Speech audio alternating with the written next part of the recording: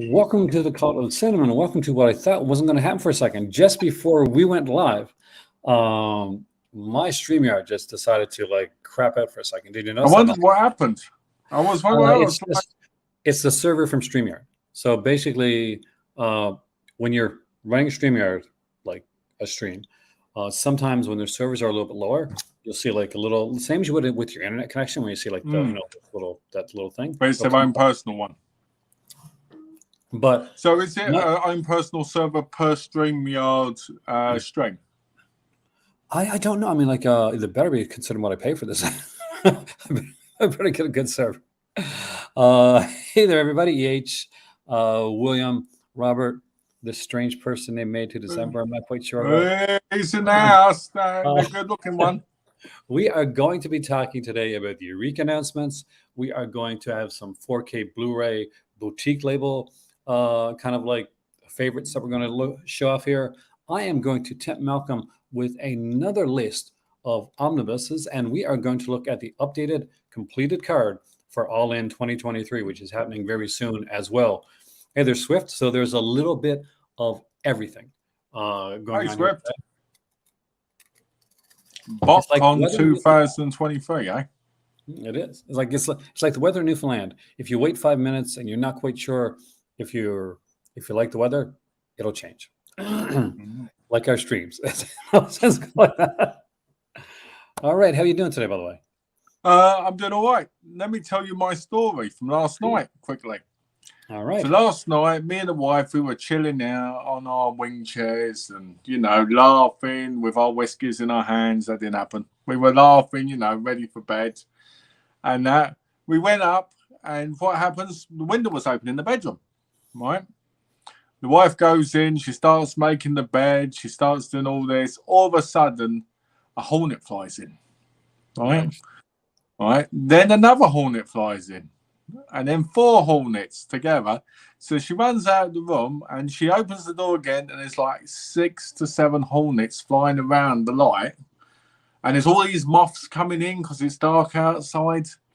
She's screaming, I'm screaming, right? We're both running around going, So eventually I say to her, you know what, I've had enough of this. Why don't you get a handkerchief, grab hold of it, and I'll smash it with smash them with a shoe. So she grabs one because she's the more brave one out of us, and I try and smash the the hornet. They're whatever they're made of, they're really tough. Yeah. So after 3 hours of that, we finally went to sleep, and it was one of the most frustrating things last night, especially with the heat because it was really hot as well. That's the reason. So not being able to have the windows open. And now you can't have. Do you have air conditioning where you're at? No.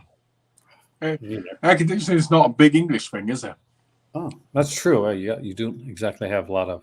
The only time we have air conditioning really is in grocery stores and maybe in the odd office, but normally it's really hot. See, in Canada, even though we do get a lot of cold weather, air conditioning is definitely kind of become sort of a thing because our summers are getting hotter and hotter. So basically, you had there was a hornet orgy in your bedroom, and you had to like pretty much kill it. That's insane. I hate massive hornet. So you're never gonna let me let go of the orgy stuff, are you? You'll find whatever reason to bring up orgies now. But here's the thing: when I lived in North Sydney. When I started working from home, so the dining room is like made to my makeshift office, right? And there's a window kind of facing me, and the window's outside by the oil tank. And we and in the summer there was like a wasp nest out there. Ooh. So that was when it could never be open. But I would always, the entire time I was working, I'd see these wasps like pitching on the outside the window and around. I'm like, I just want to kill you all. I just want you all to die. Alex, welcome, man. Hi, Alex. But you want to go into the Eureka stuff first because you did make us some big announcements. I'm really excited about the Eureka stuff because there's a couple of films I've wanted to see for a long time, but I've never seen. And there's 3 others I've seen and really love. I knew that you'd be excited about these, actually. So let's dive right into these. I want to get your thoughts on these here. I'm going to take off my glasses so I can see, and I'm going to actually put on the comments so I can see those as well, because that's 90% of what my iPad is used for nowadays. Yeah. I think as we get older, we feel the heat more. We do. Did anybody figure out like what the picture I used for the opening for the thumbnail was? I didn't even see it. I don't think. But I try to use stuff that people can try and guess, and something that will fit in a little bit later. But let's talk about this right now. Well, hey. All right. So we start off with the Bangor announcement, and it's Jet Li Heroes and Villains, 3 films. You know it's on their website, so you could go on their website if you wanted to. Actually, that's what I'm going to try and do here, because I would rather be on the website than be on my Facebook. Say that much right now. There you go. Perfect. Now, are they all on the website? If they are, I can. Yeah, they're all on the website. Excellent. Thank you. So we got the Heroes and Villains. It is 3 films starring Jet Li.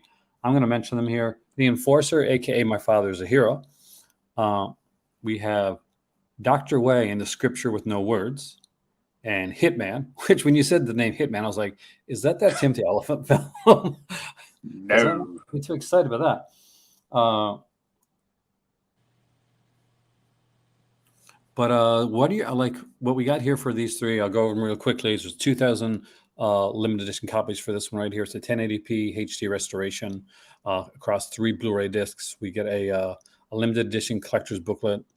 On the first disc, we get the Enforcer. It's a 1080p presentation of a 4K restoration. It's the uncut Hong Kong theatrical with original Cantonese mono audio and classic English dubbed audio. Brand new audio commentaries on here. Archival interview with the producer. Archival interview with the actor. Archival interview with one of the other actors. On the second disc is Dr. Wei in the Scripture with No Words. Again, a 1080p presentation of a 2K restoration. Original Cantonese mono audio. Classic English dubbed audio, original Mandarin audio, newly translated subtitles, brand new audio commentaries, 2 archival featurettes on Jet Li and the making of the film, got some trailers, and disc 2, part 2, which I'm guessing means this 3. Hitman is a 1080p of the original Hong Kong theatrical cut from a new HD restoration of the original film elements. 1080p presentation of the U.S. Contract Killer release version of the film. Which is what I may have seen it under, actually. Original Cantonese mono, original English dubbed, newly translated subtitles, brand new audio commentaries, archival interview with Jet Li, archival interview with Simon Yam, archival interview with Kei Sato, archival making of, archival footage from the film's premiere. What do you think, man? I think it's brilliant. 2 of my favourite Jet Li films of all time were in this set, so it's very easy. The Dr. Wei Scriptures, I've only ever seen once, and I didn't think much of it, to be fair. But that's probably because I saw it on a really grainy DVD back in the day, so this is going to give me a chance to watch that again. The other 2, Hitman, is one of the best comedies in Hong Kong cinema. I'll give you an example. There's a bit where they're in a cafe, right? And Eric Sang starts a fight for Jet Li to fight because he's a really kind-hearted hitman who doesn't want to kill people, but he needs to think. So there's a big comedy aspect there, right? So anyway, he beats up these people, right? And this woman starts having a go at him, right? So Jet Li walks out and the thing like this, and Eric Sang puts up some books and punches the books and knocks her out. I always thought it was a really funny thing.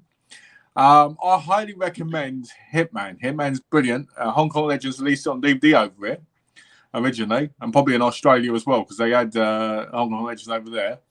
When it comes to the Enforcer, my Father the Hero, great team up with him and Anita Mew, and the kid in it is also his kid, I believe, in Legend of the Red Dragon, I think it's called. It's a brilliant film about a guy who's undercover, and at one point he has to, if I correctly remember, he beats up his son to pretend that they're not actually related and stuff like that. An amazing set, this. I would buy this day one without any question. One problem I have with the set is this. So it's 3 discs in just the standard box with a beautiful slip. I think the slip's perfect, right? But I just wish they were in individual cases inside, like the Play Story set. I mean, I kind of okay with. for space reasons, I think we should kind of both be okay with it. I kind of agree, but also like I'm running out of space, man. So I'm kind of appreciating these more than I used to. Back in the day, I was like, oh no, I want them all in individual cases. Now I'm like, where am I going to put this?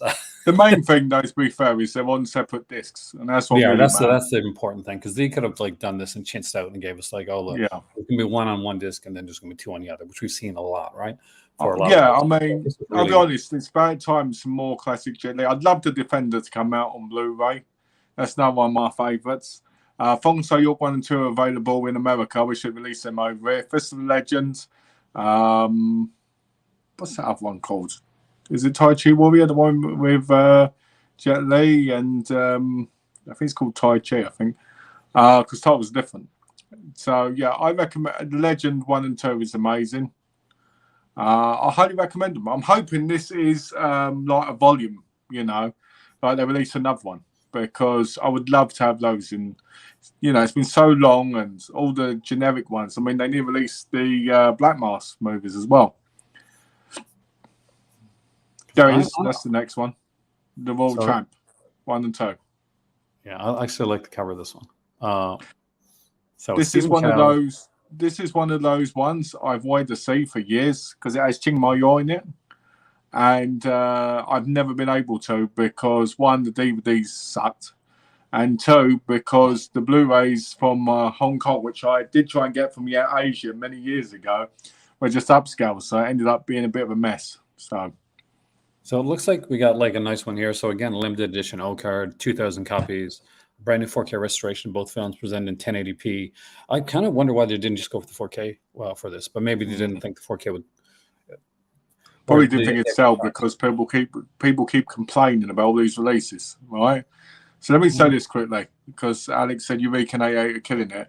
When these come out, when they were doing the announcements, people went, "Oh, this is getting ridiculous now. You know, this is insane. Why are we getting so much Hong Kong cinema? Why are we getting this?" Well, you know what? If you want to be stuck in the norm, getting absolute garbage stuff, yeah, you do that. The only thing I want from Eureka is Hong Kong cinema, Japanese cinema, and classic cinema. That's what I want from Eureka. You know, I don't want them to start releasing like Seven Night titles, because in my view, under Eureka, they'd be classified as trash. Doing through Seven, they're not. Do you get what I mean? I mean, I do, but I think they could do like, I guess, my sublet. Remember BFI used to do Flipside, which recently ended. Yeah. Well, they do. They have martial arts. They have classic. They have a few different sub-labels. Yeah, so I'd say if they wanted to release something like that, like I like the way they're doing it.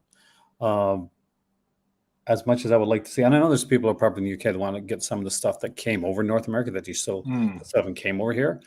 So I do understand that. But I think these are some good releases, and there's stuff that I didn't expect to see. So that was kind of a big one here.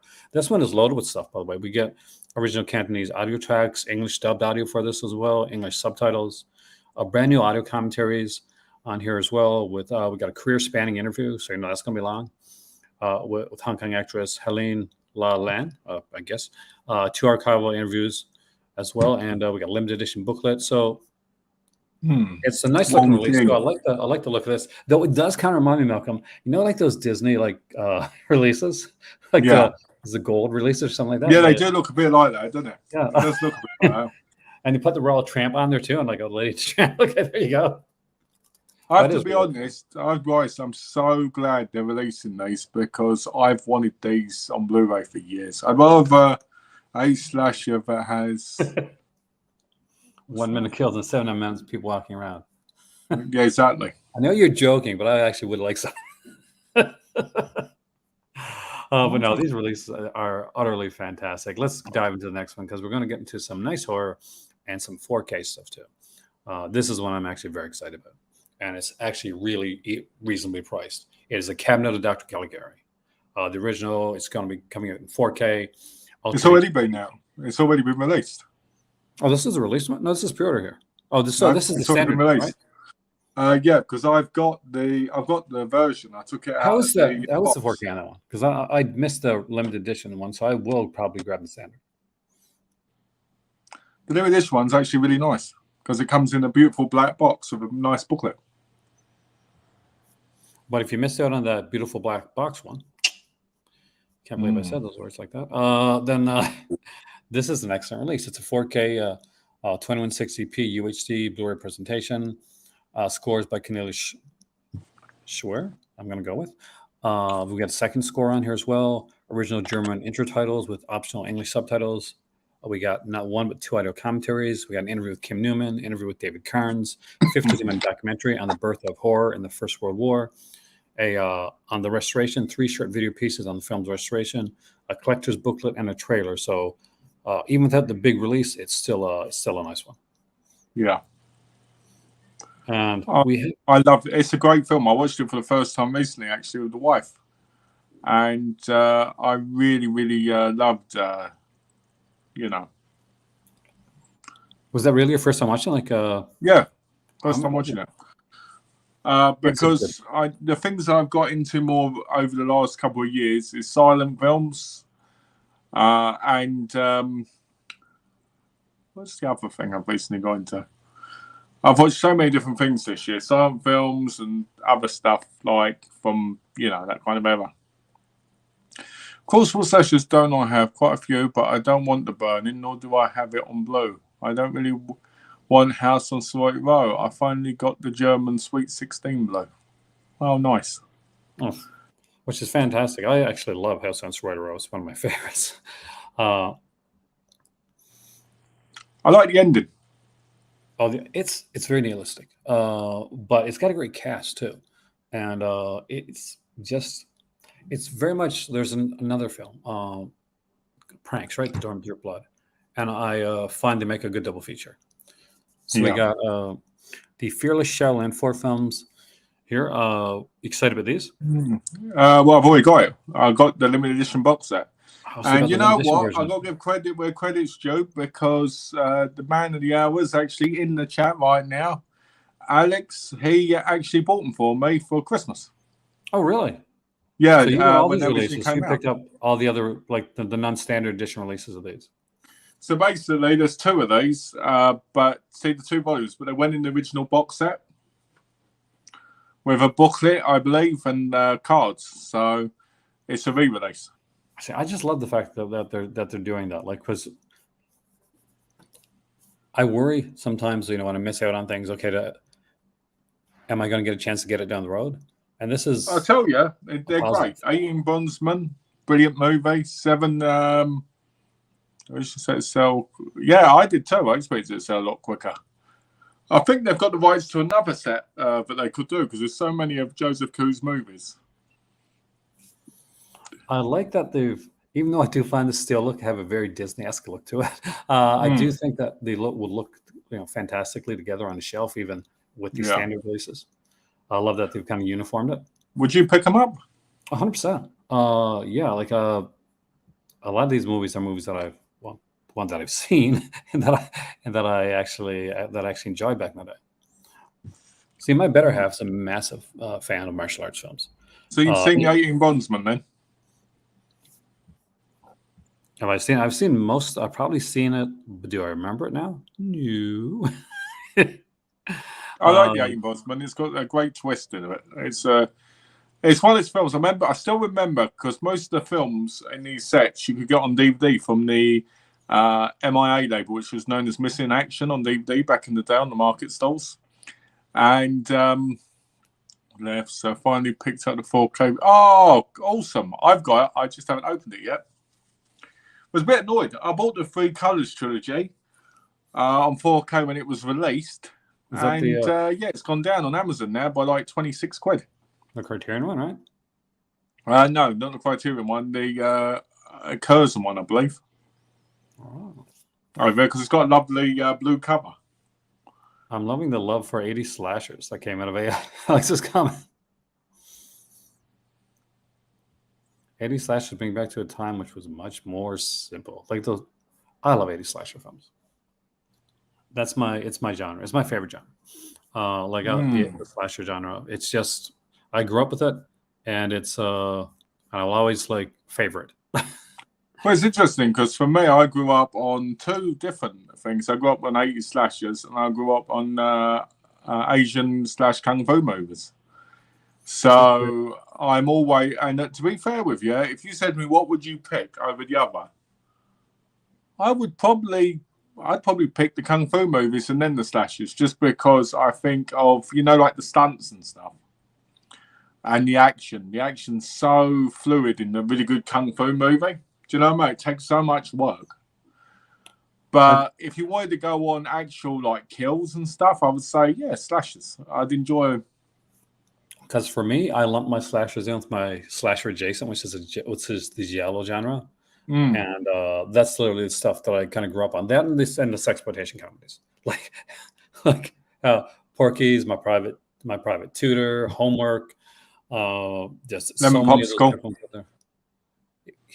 Yeah. That's why everybody forgets Lemon Popsicle when they talk about this stuff. Well, Lemon Popsicle started, man. It's that's kind of like Last American Virgin is just a remake of Lemon Popsicle, because there's a whole series of them. Hey there, Amber Walker. But I think most people don't think of it because a lot of them didn't see Lemon Popsicle till years later because it was an Israeli release. So the first time a lot of people saw this stuff was something like Last American Virgin, which was a remake done by the guys that did Lemon Popsicle. Sure, and, then like Porky's was kind of one that kind of made it made it popular, and people see Porky's and sometimes you just see certain aspects of it and don't realize exactly what's in there. Because it was Porky's 1, Porky's 2, Porky's 3, Porky's 4, and after that, then the kind of there was a whole subgenre, and after a while they died out. And of course, erotic thrillers. I see. For me, it was erotic in the '90s. It was erotic thrillers and kung fu films. I got more into those in the '90s aspect of things. So, what do you say your favorite kung fu movie is then? And don't say Enter the Dragon. Oh, that's not Enter the Dragon's not even my favorite Bruce Lee movie. Nice. Like, sorry. It's just because everybody says Enter the Dragon. Do you know what I mean? Big Boss. Like my favorite Bruce Lee movie is The Big Boss. Non-favorite Bruce Lee. But as far as in all honesty, I'm not going to pick a deep cut here. I'm just going to tell you the type of stuff that I watch, because I tended to watch a lot of the Cynthia Rothrock and that type of stuff. Okay. I watched when I watched a lot of this stuff here that we're seeing right now will usually be on very low quality cassettes. Yeah, we didn't get great quality ones of this, so I was watching stuff along the lines of the Yes, Madam was one of the ones that we did get back in the day. Yeah, but a lot of them weren't translated when I watched them, and I had to when I go in, I basically a lot of times it's like, oh, I've seen this one.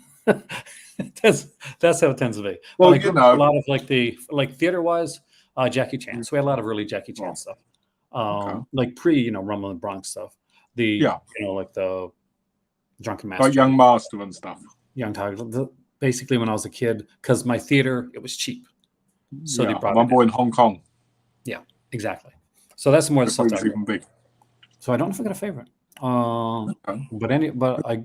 Curious. Earlier Jackie Chan stuff because it gives me a feel, like a nice kind of a happy feeling. Yeah, I was just curious because I've never asked you. That's it's a good question. Because got me thinking, do I have a favorite? And I don't. I mean, I have a favorite in a lot of genres. Like you asked me what my favorite noir is, Out of the Past, right? If you ask me what my favorite slasher film is, it's Black Christmas. You ask me what my favorite martial arts one is, I don't know. That's the truth. I got to dive deeper, Malcolm. Yeah. Now, my better half. We've all got to dive deep on something. Like Dove Sidious says. Malcolm points to that box. You're also into romantic Hallmark movies recently, which I find slightly troubling. I'll be honest with you. When I'm tired and I'm feeling a bit thingy, putting a Hallmark movie on actually chills me out. Same here. I feel very relaxed and I feel very calm, and I actually get tenders for my wife when I watch them because I'm like, oh. I watched 3 movies for review that were sent to me. Love Again was my favorite of those. Yeah. Never in a million years before I started watching those movies would I have said, oh yeah, that's the one I'm gonna like. Yeah, that's because it's a romance one.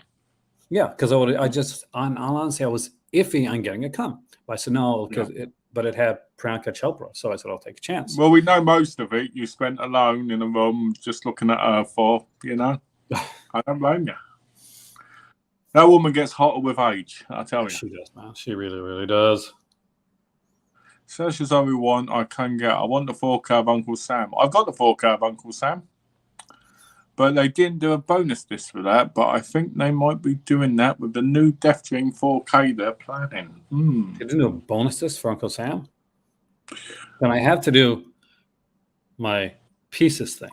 Bastards! Anybody that's seen pieces know that. Female Kung Fu is a shite. Yep, it is. And Jamal was brilliant back in the day. That's what I was thinking of, actually. That was going to be my next comment. Polly Pang, Malcolm, when we start thinking alike, it gets scary. Yes. Very scary. Scary indeed. I want to get that. So, you know, what's the next ones coming out from Eureka? What are they sending next? Because did I get them? I think we got. Did we get them all? Let me say. If you go Shooting Straight's next month, I know that. Yeah.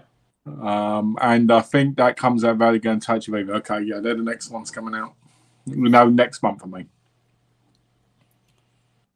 So that's right. I want a 4K scan. I understand that. I was just saying, but I've got the 4K of it. You know. I think, to be honest with you, I think it's hard, isn't it? I mean, like 88 Films now, they're releasing 4K scans on Blu-ray as well. Well, great. And it just feels like, it doesn't feel like a waste of disc. Don't get me wrong, I'm not saying that, but it feels like that when you think they could have probably done that beforehand. Yeah. Do you know what I mean? In the first place, kind of thing. Like, does it make you nervous to think, okay, I'm going to buy this Blu-ray release and then there's going to be a 4K come afterwards? Yeah, exactly. Oh, I got that in the post. I got those in the mail the other day. Do you want to see them? I got them in the other room. Do you want me to grab them? Taxi Hunter and Postman. Underground will get all my money when it comes to 4K releases. Because I'm going to say this out there right now. Well, Malcolm's gone. There is very rare that there's a 4K release of a movie that comes out that's better than what Blue Underground's done. They're the king of this.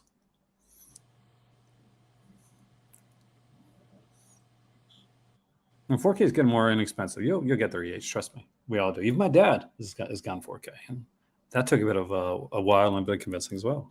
Hey, Adam, no, you're right there. I want to see the releases that he brought.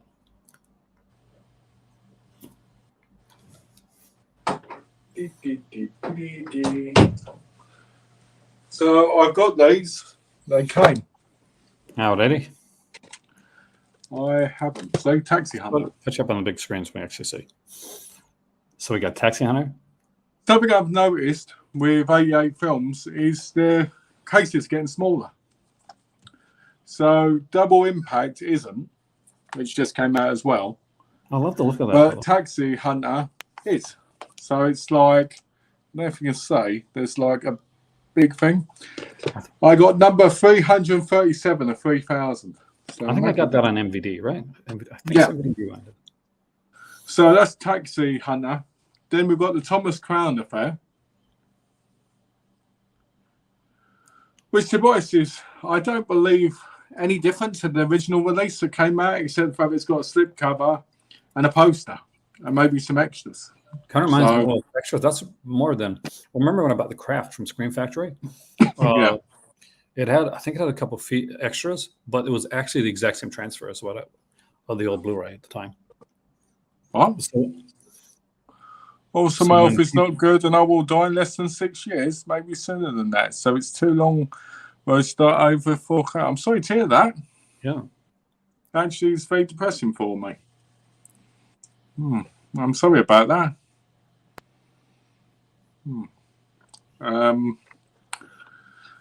So yeah, the Postman Fights Back,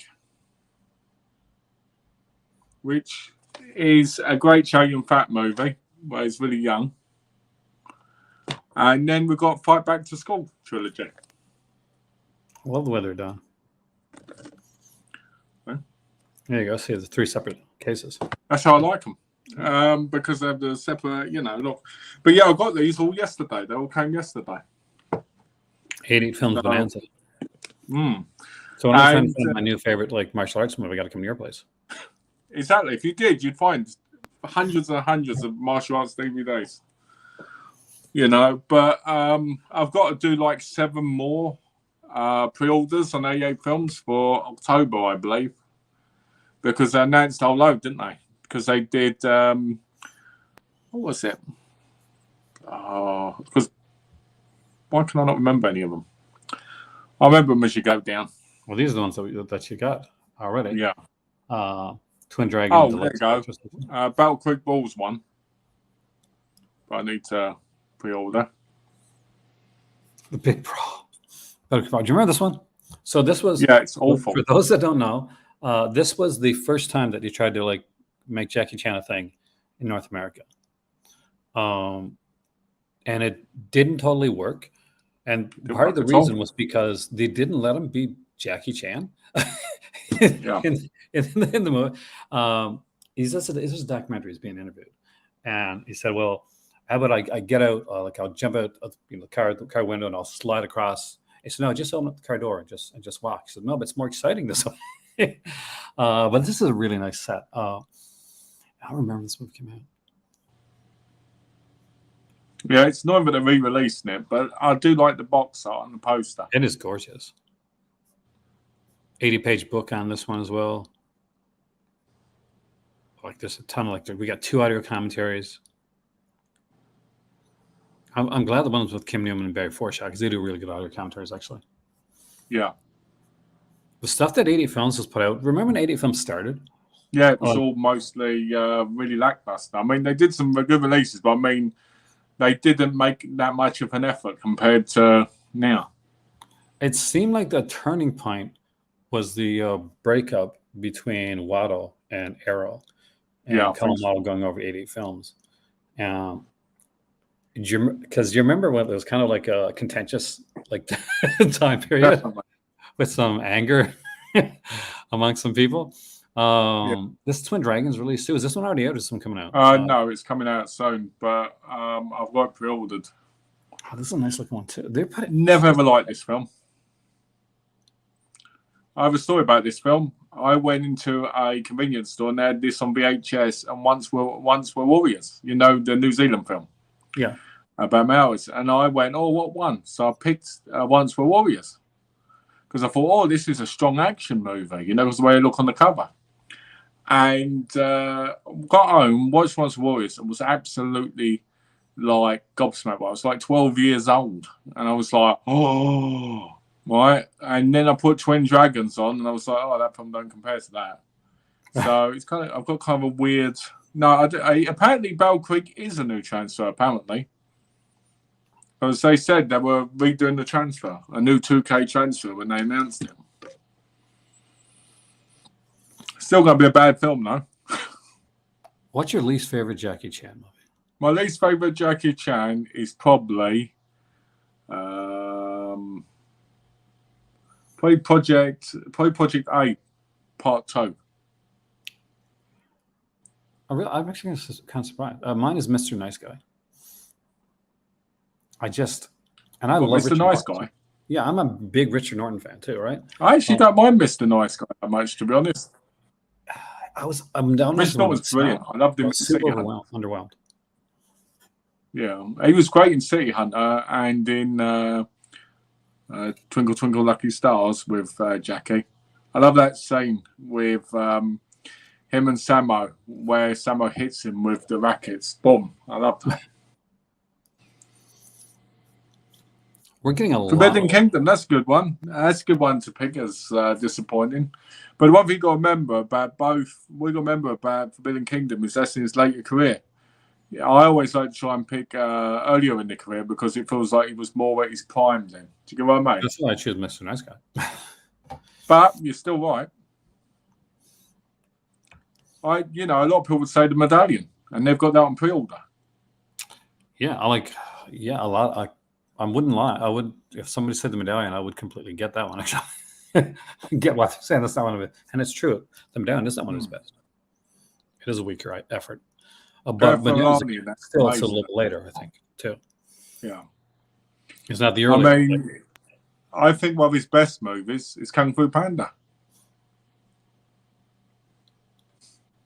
I never know when you're serious anymore. Now, obviously, his best movie of all time is Karate Kid. Like... Oh no, never liked First Strike. Eh? That's technically Police Story 4. I actually like First Strike. I'm not gonna lie, Mike. I actually really like that one. First Strike is all right. I would say it's okay. Police Story Lockdown is awful as well. To me, I've never been a big fan of the Police Story movies. I like them. I love number 3. Well, Michelle Yeoh. Yeah, Michelle Yeoh. I tell you, in 4K. Oh. What he's doing there is obviously using one of those shaker weight things. The maracas. Actually, in my case, it'd be oh. What about Rush Hour? What about Rush Hour movies? Rush Hour 1, I thought was all right. Rush Hour 2 is my favourite. Rush Hour 3, I didn't like. I like the Shanghai movies better than the Rush Hour movies, so I'll say that right now. Chris Tucker can get on my nerves. That's the thing with Rush Hour films sometimes. A Papalta fish. Remember that? Yeah. Chris Tucker, and when he was in like the Lethal Weapon movies, what's his name? Joe Pesci. Yeah, absolutely. And Joe Pesci's such a good actor too. Yeah, couldn't stand him in the Lethal Weapon movies. Like it took me out of the films completely. Yeah. The same thing when I'm watching. Like I'm liking all the aspects with Jackie Chan, and I'm okay with the first Rush Hour. But I felt like by the time the second one came out, I was like, hey, can you Chris Tucker it even more? Yeah.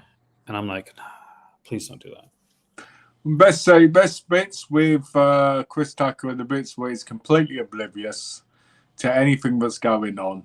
Like when he goes, do you hear the words that are coming out of my mouth and all this? And you just want to be shot.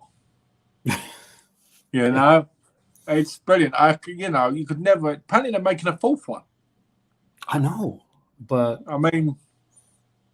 Like Jackie Chan's been up there too. Like maybe the passing on the baton to some other... I'm not sure. That's what I do. If you want to keep doing it. Okay, I love Chris Rock in the Weapon 4.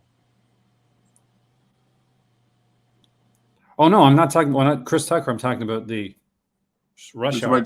You're saying you were comparing to Joe Pesci, weren't you? Joe Pesci, like in the Lethal Weapon movie that he's in.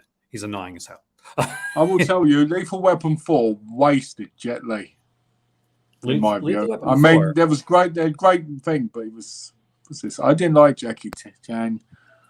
I remember less about Lethal Weapon 4 than I do about some other 4 movies that are probably lesser known. I didn't like Jackie Chan's delivery in the Joy Luck Club. Is that the club in the movie? Joy Luck Club's like in a dramatic film.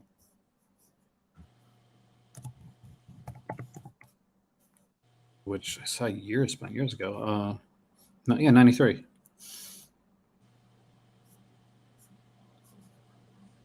Was he in that? Okay, I'm guessing, was that a joke? Because I can't remember him being in the film. Well, I thought the Joy Luck Club was played the club in the Rush Hour movie. Oh, because like when I think Joy Luck Club, what I'm thinking of, right? Yeah. Is the classic film. They're from the 90s. Because you call a 90s film a classic film now? It is now, man. That's the thing. You guys understand, like it's Joy Luck Club came out in 1993. It says it's uncredited. Oh, I am proud of that. Interesting story about Aaron Taylor. He was in Kick-Ass. He played Charlie Chaplin in one of the Shanghai movies. Oh, really? Yeah. I love me some Charlie Chaplin. Tell you what, turning things around a little bit. Let's talk 4K. All right, let's talk 4K. So my homework for you was to bring on some boutique 4K releases, stuff that you like, and we're going to go back and forth. You picked around 7, right? Yeah, I picked 7 because I couldn't pick 3 more because I didn't want to get them from the exact same places. You know what I mean? Yeah, and I chose 12 because I just couldn't stop picking. So I broke my own rule. But I'll actually I'll go first then. All right, you go first. So I chose for Blood for Dracula. The 7 release. I really, really adore this. I've watched this film with my cousin, and he had never seen it before. He really, really enjoyed it. Transfer is amazing on this. We get a CD soundtrack, a ton of special features. And I watched this around when we came here, we didn't have the movies here first, and we didn't have the player. So we had we got a loan of a PlayStation 4 from my from sister-in-law. Yeah. And I watched the Bluray features and stuff of this, the Bluray of this one over and over again. And we watched because it was one of the only movies I had here, and I watched it 7 times. Nice. All right. Massage Parlor Murders. Nice. I'm glad you chose. I do not have that. When I watched the Blu-ray originally, I hated it. Right. But watching the 4K looks so beautiful and clean. But it really adds to the movie. You know, it's still got a terrible ending and terrible thing, but it just looks cleaner, different, and it's a strange little film. But I do like it. I highly recommend it, and I do like the cover. If you're a fan, by the way, of if you guys you've ever been to New York, it's got or you want to know what 70s New York is like, that is such an amazing film for that. Yeah. So I'm going to do a 2-for-1 here to make it a little bit easier so that we don't. So. And to become one. So I chose Beastmaster. You can get the regular edition. This is just the VSU on this one that's out there now. That was out there originally. And I chose the Scanner's Cup films because these both came on 4K initially as a set, but you can buy them separately now. So when you get them separately, get them like this. And yeah, I've got them separately. These are really, really fun. I was a subscriber. This is one of the things I was super excited about. So you actually won on one of the months. Yeah, that's the thing. And Scanner's Cop is really good, but Scanner's Cop 2 is even better. Yeah. And I think a lot of it has to do with Patrick Kilpatrick, because he when he did the scanners thing and he saw the vein going in his head, that wasn't makeup. Patrick Kilpatrick was doing that. He was super intense. He talks about it, right? He said, yeah. So when they had to do the vein popping scene like that, he said, no, I wanted to do that myself. I'm like, all right, man, this is a dedicated. He could have got seriously ill from that. Yeah, well, you could see he's one of those guys. He's an intense guy, right? Yeah. What's your next one? The Shiver of the Vampires from Indicator. Oh, nice. We got an Indicator here as well. Yeah. The 4K print of this is phenomenal. Apparently, the newer ones coming out from Indicator going to look even better than this one. Oh, wow. So, yeah, absolutely beautiful. This is number 242 of 6,000. It's a John Mulaney film, too, and his films are, incredibly strikingly visual. Yeah, they're visual. They're definitely visual. Sometimes a little bit more than actual story. Yeah. I do enjoy them. Secondary to the visuals for John Mulaney. They always have. I always enjoy it, though. I would recommend it to anybody who wants to see a beautiful film in 4K.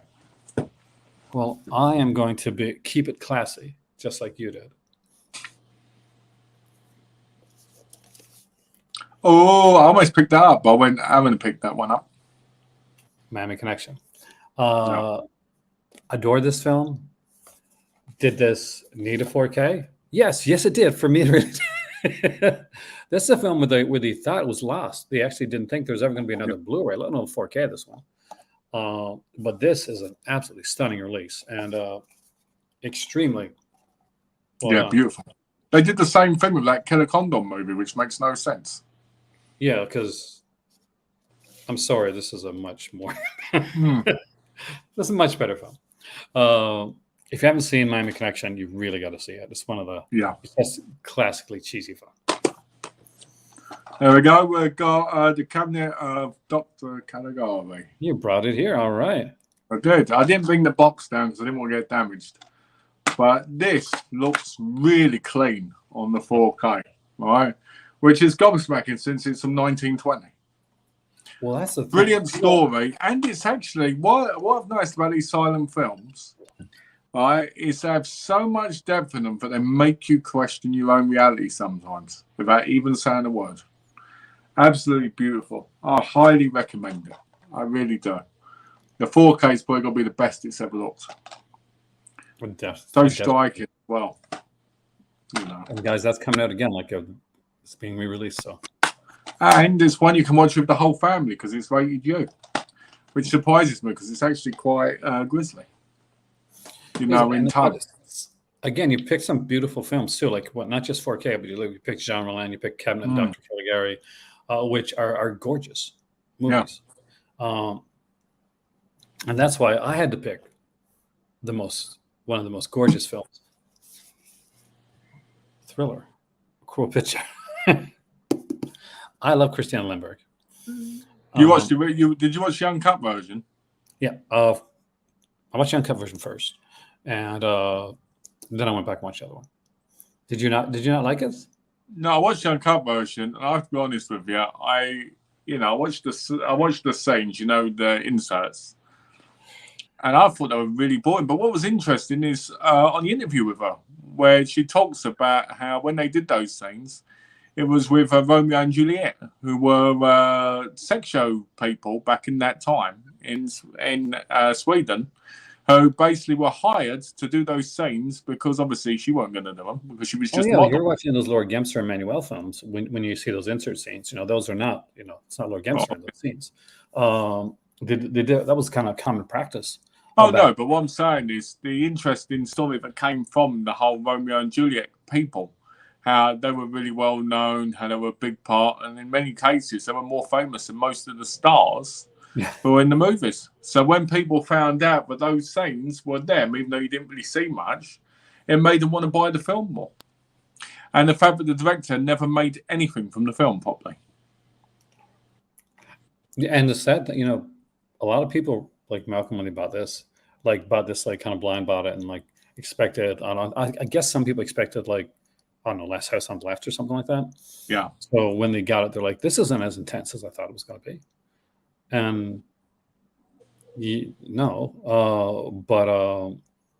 what people forget. People forget about the movies. It's not about how she's treated. It's not about what's going on. It's about what's going on in her head. How she's being messed up, how she wants the revenge. But the revenge is different because it's not a complete exhibition for you to watch. It's a destruction of her own soul as well as the thing. Because they were going to make a sequel to the movie. They were going to make a sequel called Thriller 2 at one point. She was called like 20 years after to make a sequel. And she was like, I'd love to do it because this is one of the most fun movies I've ever done. But he couldn't get the funding. And the guy who made the movie just was screwed over. Well, I'm going to say this right now. We know another revenge thriller that got a remake. I guess I got a sequel years upon years later. Yeah.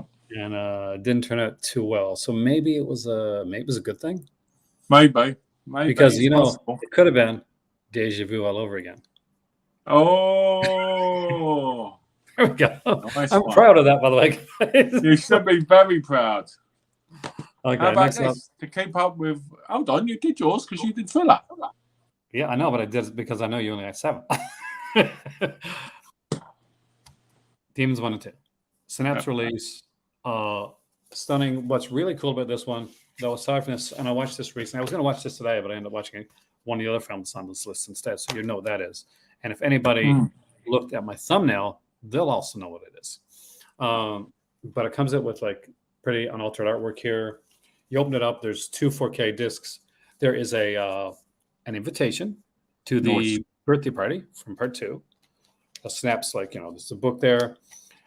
There's a poster, which I'll show in a second, but there's also a little exclusive ticket. Is that a Willy Wonka ticket?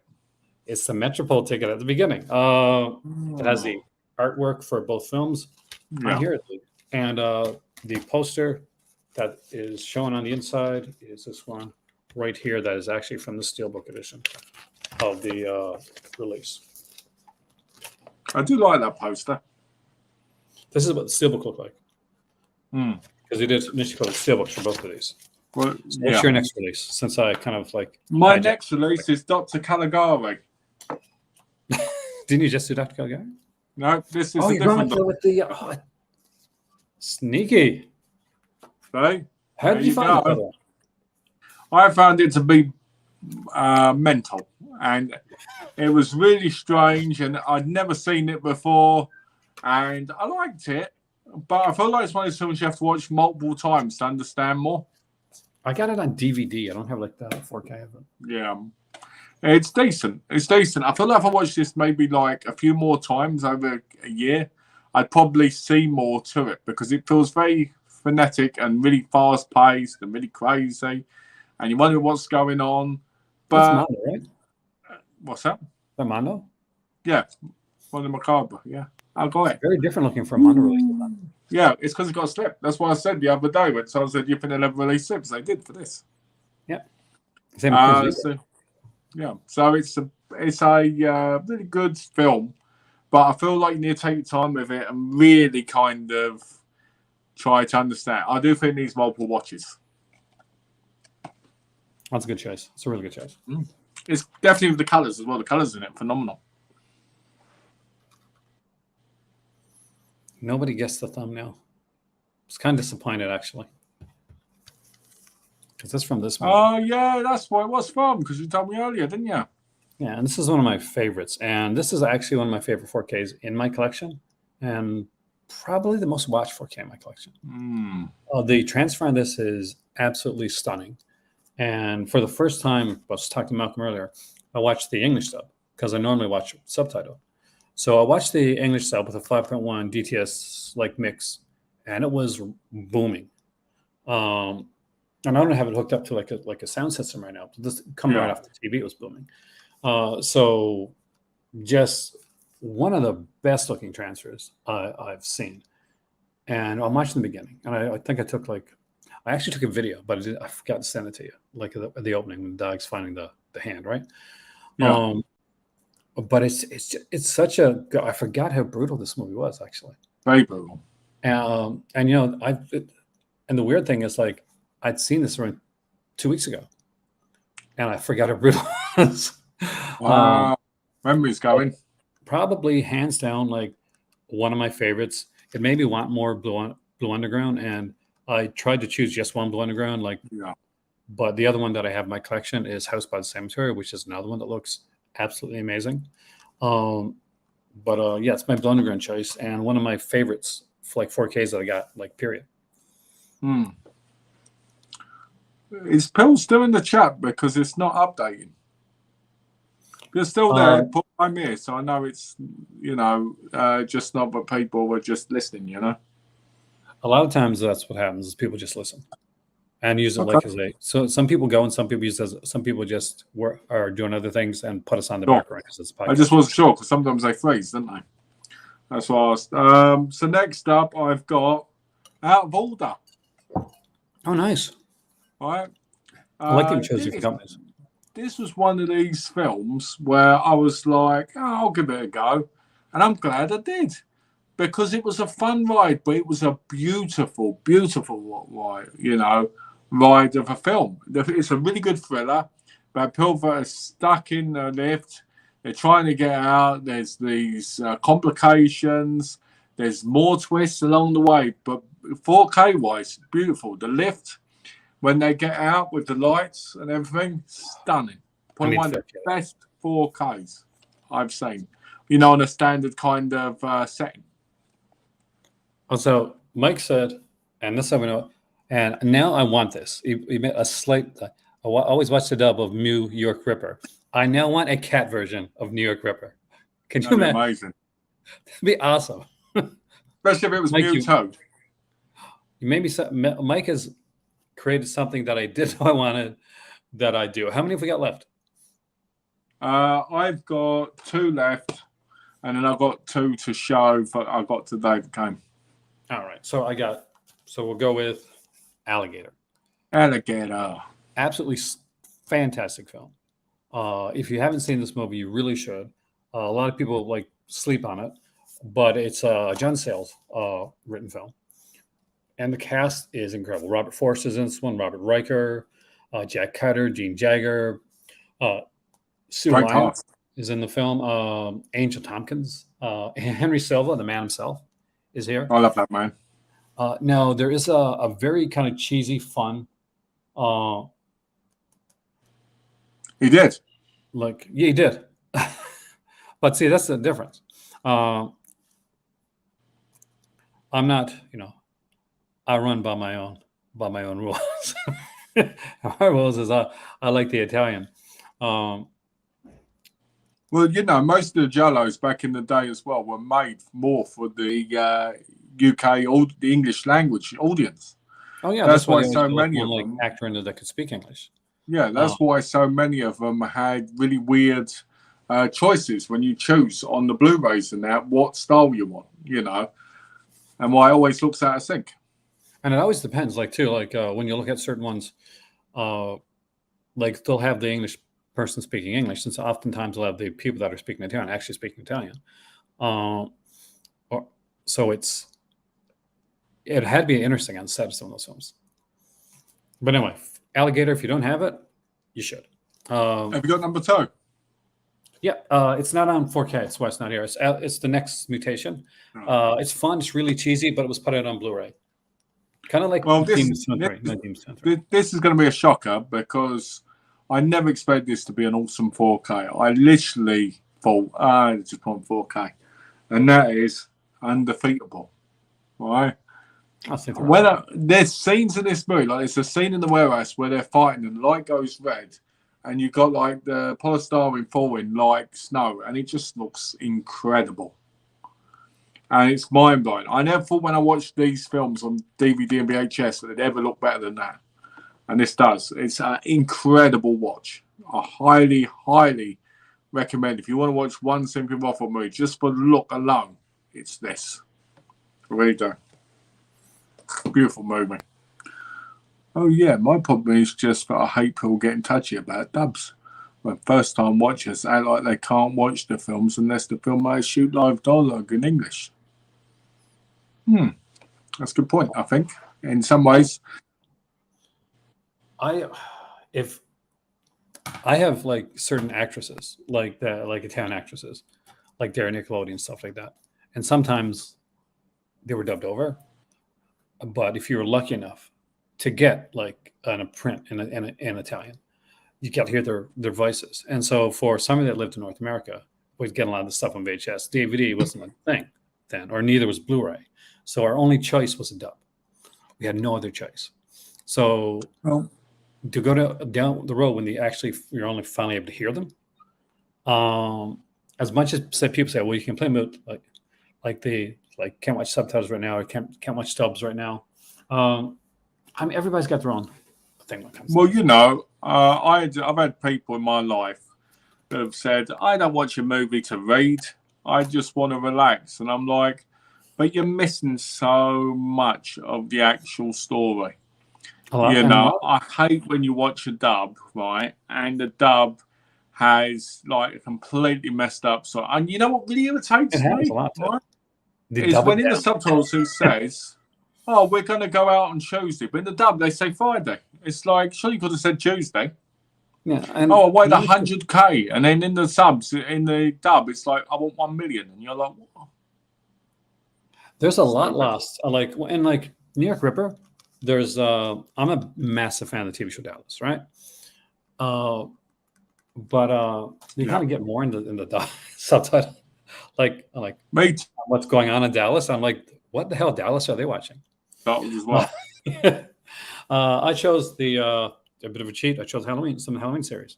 I chose 4, 5, 6, 7, 8, because I think those were the best dubs of the stuff that was done. I think I don't have 3 yet, but I hear 3 looks fantastic, and I got 2 and 1 and 2, which look great. But I'm not going to lie, and these are the ones that actually come across best when it comes to the transfer. Resurrection is what Resurrection is, because Resurrection was shot differently than the others. So it's still the best this has ever looked, but it's not going to look as good as like Halloween 6 or the best one. The best transfer is Halloween 5, which a lot of people hate, but Halloween 5 probably is the best transfer of all. Was that the one with the blonde hair, or was that number 4? Ellie Cornell. So she's in number 4. She's a sister, like the sister. And in number 5, the blonde hair. Are you talking about the blonde hair like Michael Myers? And the mask, yeah. Part 4. That's okay. That was in the school before the. Yeah, I always get 4 and 5 mixed up. That's why I asked. 5 is the one where she can't speak. Oh no, but I'm saying when it comes to the scene in the with the scene where he confronts Loomis. Oh, always so think about the blonde hair part for that in the school, and the school's in part 4, and so. Okay. There we go. Easy way. you're right, so I picked up the wrong one here, but it still works. Police Story 3, even though this is Police Story 1. Police Story 3, I hadn't seen in years. And if you want to see a really beautiful woman looking stunning in Michelle Yeoh, you have to get Police Story 3. I sat there going, whoa, this woman's dreamy. I need to be with her. And I realised that was in the 90s. But yeah, good film. Number 3 is really fun as well, because it's really silly, because they're undercover and everything. And I really like it. I recommend it. I recommend that whole Eureka box set, to be fair. So, yeah, incredible. Really, really good. I'm sure they'll release them separately when it's fully sold out. I wanted to best scene in that is when the kid gets it through the head. I bet that looks great in 4K. Oh, it looks amazing. Well, it's Blue Underground doing a 4K release of a full film. It's incredible. So if you bought the Blu-ray, you'll still the newer Blu-ray still going to get with the lenticular. It's still like definitely an upgrade. But if the last one you got was like it was Arrow Video DVD or the early Blue Underground Blu-ray, it's going to massively look different. Apparently, I don't sleep because I did a video at like 4:00 in the morning when somebody like Hornet like fighter was sleeping. Hi, Elvin. You got some new stuff to show us. I've got a couple of new things here that came today, movie-wise. And they are The Last House on the Left, the remake in 4K. I'm jelly. I love the scene with the microwave. That is so hilariously over the top, and I absolutely adore it. Yeah, I love that. It lets you know exactly what type of movie it is. Yeah. I also like the fact that what happens to the girl is very different. Yeah, what I mean is, in the original one, a different circumstance happens, Yeah. I don't want to spoil it in case I haven't seen it. And the other one, my wife has been begging me for years to watch this. Well, I won't say begging, but, saying, please, please, please watch this. And I said, okay, if I can find it on Blu-ray, I will. And then when it was announced on 4K, my wife went, buy it. I don't care, just buy it, because I want you to watch it. And that is Time Bandits. You've never seen Time Bandits? I've never seen Time Bandits. Do you like Terry Gilliam? No. Are you serious? And I don't like Sean. Oh dear! Look, Michael Palin, Sean Connery, John Cleese, and Jim Broadbent. Don't like any of them. Then you're screwed, man. I'm joking. Obviously, I like them. I think it was like 13. It's like 84, right? Somewhere around there. Let's have a look. Was it younger? I saw this in theater. I probably in the 80s because it doesn't sound the back end. Oh no, 1981. It was. So I would have been 10. I was 10. Well, you'd have been 10 in 1981. I was way too young to see Time Bandits in the theater. Whoa. But it was you can't be because it's a PG. You need parental guidance. Small theater. When you get that's the love of going to a small town theater. Is he just let you in because he want to get as many seats filled as possible. I saw, you know, the Talk to Me movie. I saw it's on Monday at the cinema at 10 a.m. in the morning. Did you? On Monday, and I was thinking about going to see it at 10 a.m. in the morning. That'd be interesting. Well, I've never seen Time Bandits either. Point is, I think the only Tegan I've seen is The Fisher King. So the only one That's like on I can 4K. say, I know. like, there's one to watch, but to be the last one you watch, and it's a movie called Jabberwocky. It's okay, but it's not anywhere near the quality of like a Time Bandits or a Baron Munchausen or something like that. But yeah, no, Alex is 100% right. The Time Bandits and Baron Munchausen would be a great combo. Baron Munchausen has a beautiful Uma Thurman in that scene. Remember? Ooh. The most hottest Uma Thurman is when she's in My Super Ex-Girlfriend. Oh, yeah. Now we're gonna swerve. Are we going to swerve to? Are we going to hulk up for the AW thing, or do you want to swerve? Oh yeah, brother. Or do you want to swerve to the omnibus aspect of it yet? Well, you know, we need to pump it up so we can lift up those omnibuses. So I think the wrestling next. Wrestling next? You guys want to go wrestling next? Yeah. I saw a guy in the street near the Hulk Hogan shirt on in where I live. And I went up to him and went like, oh, yeah, brother.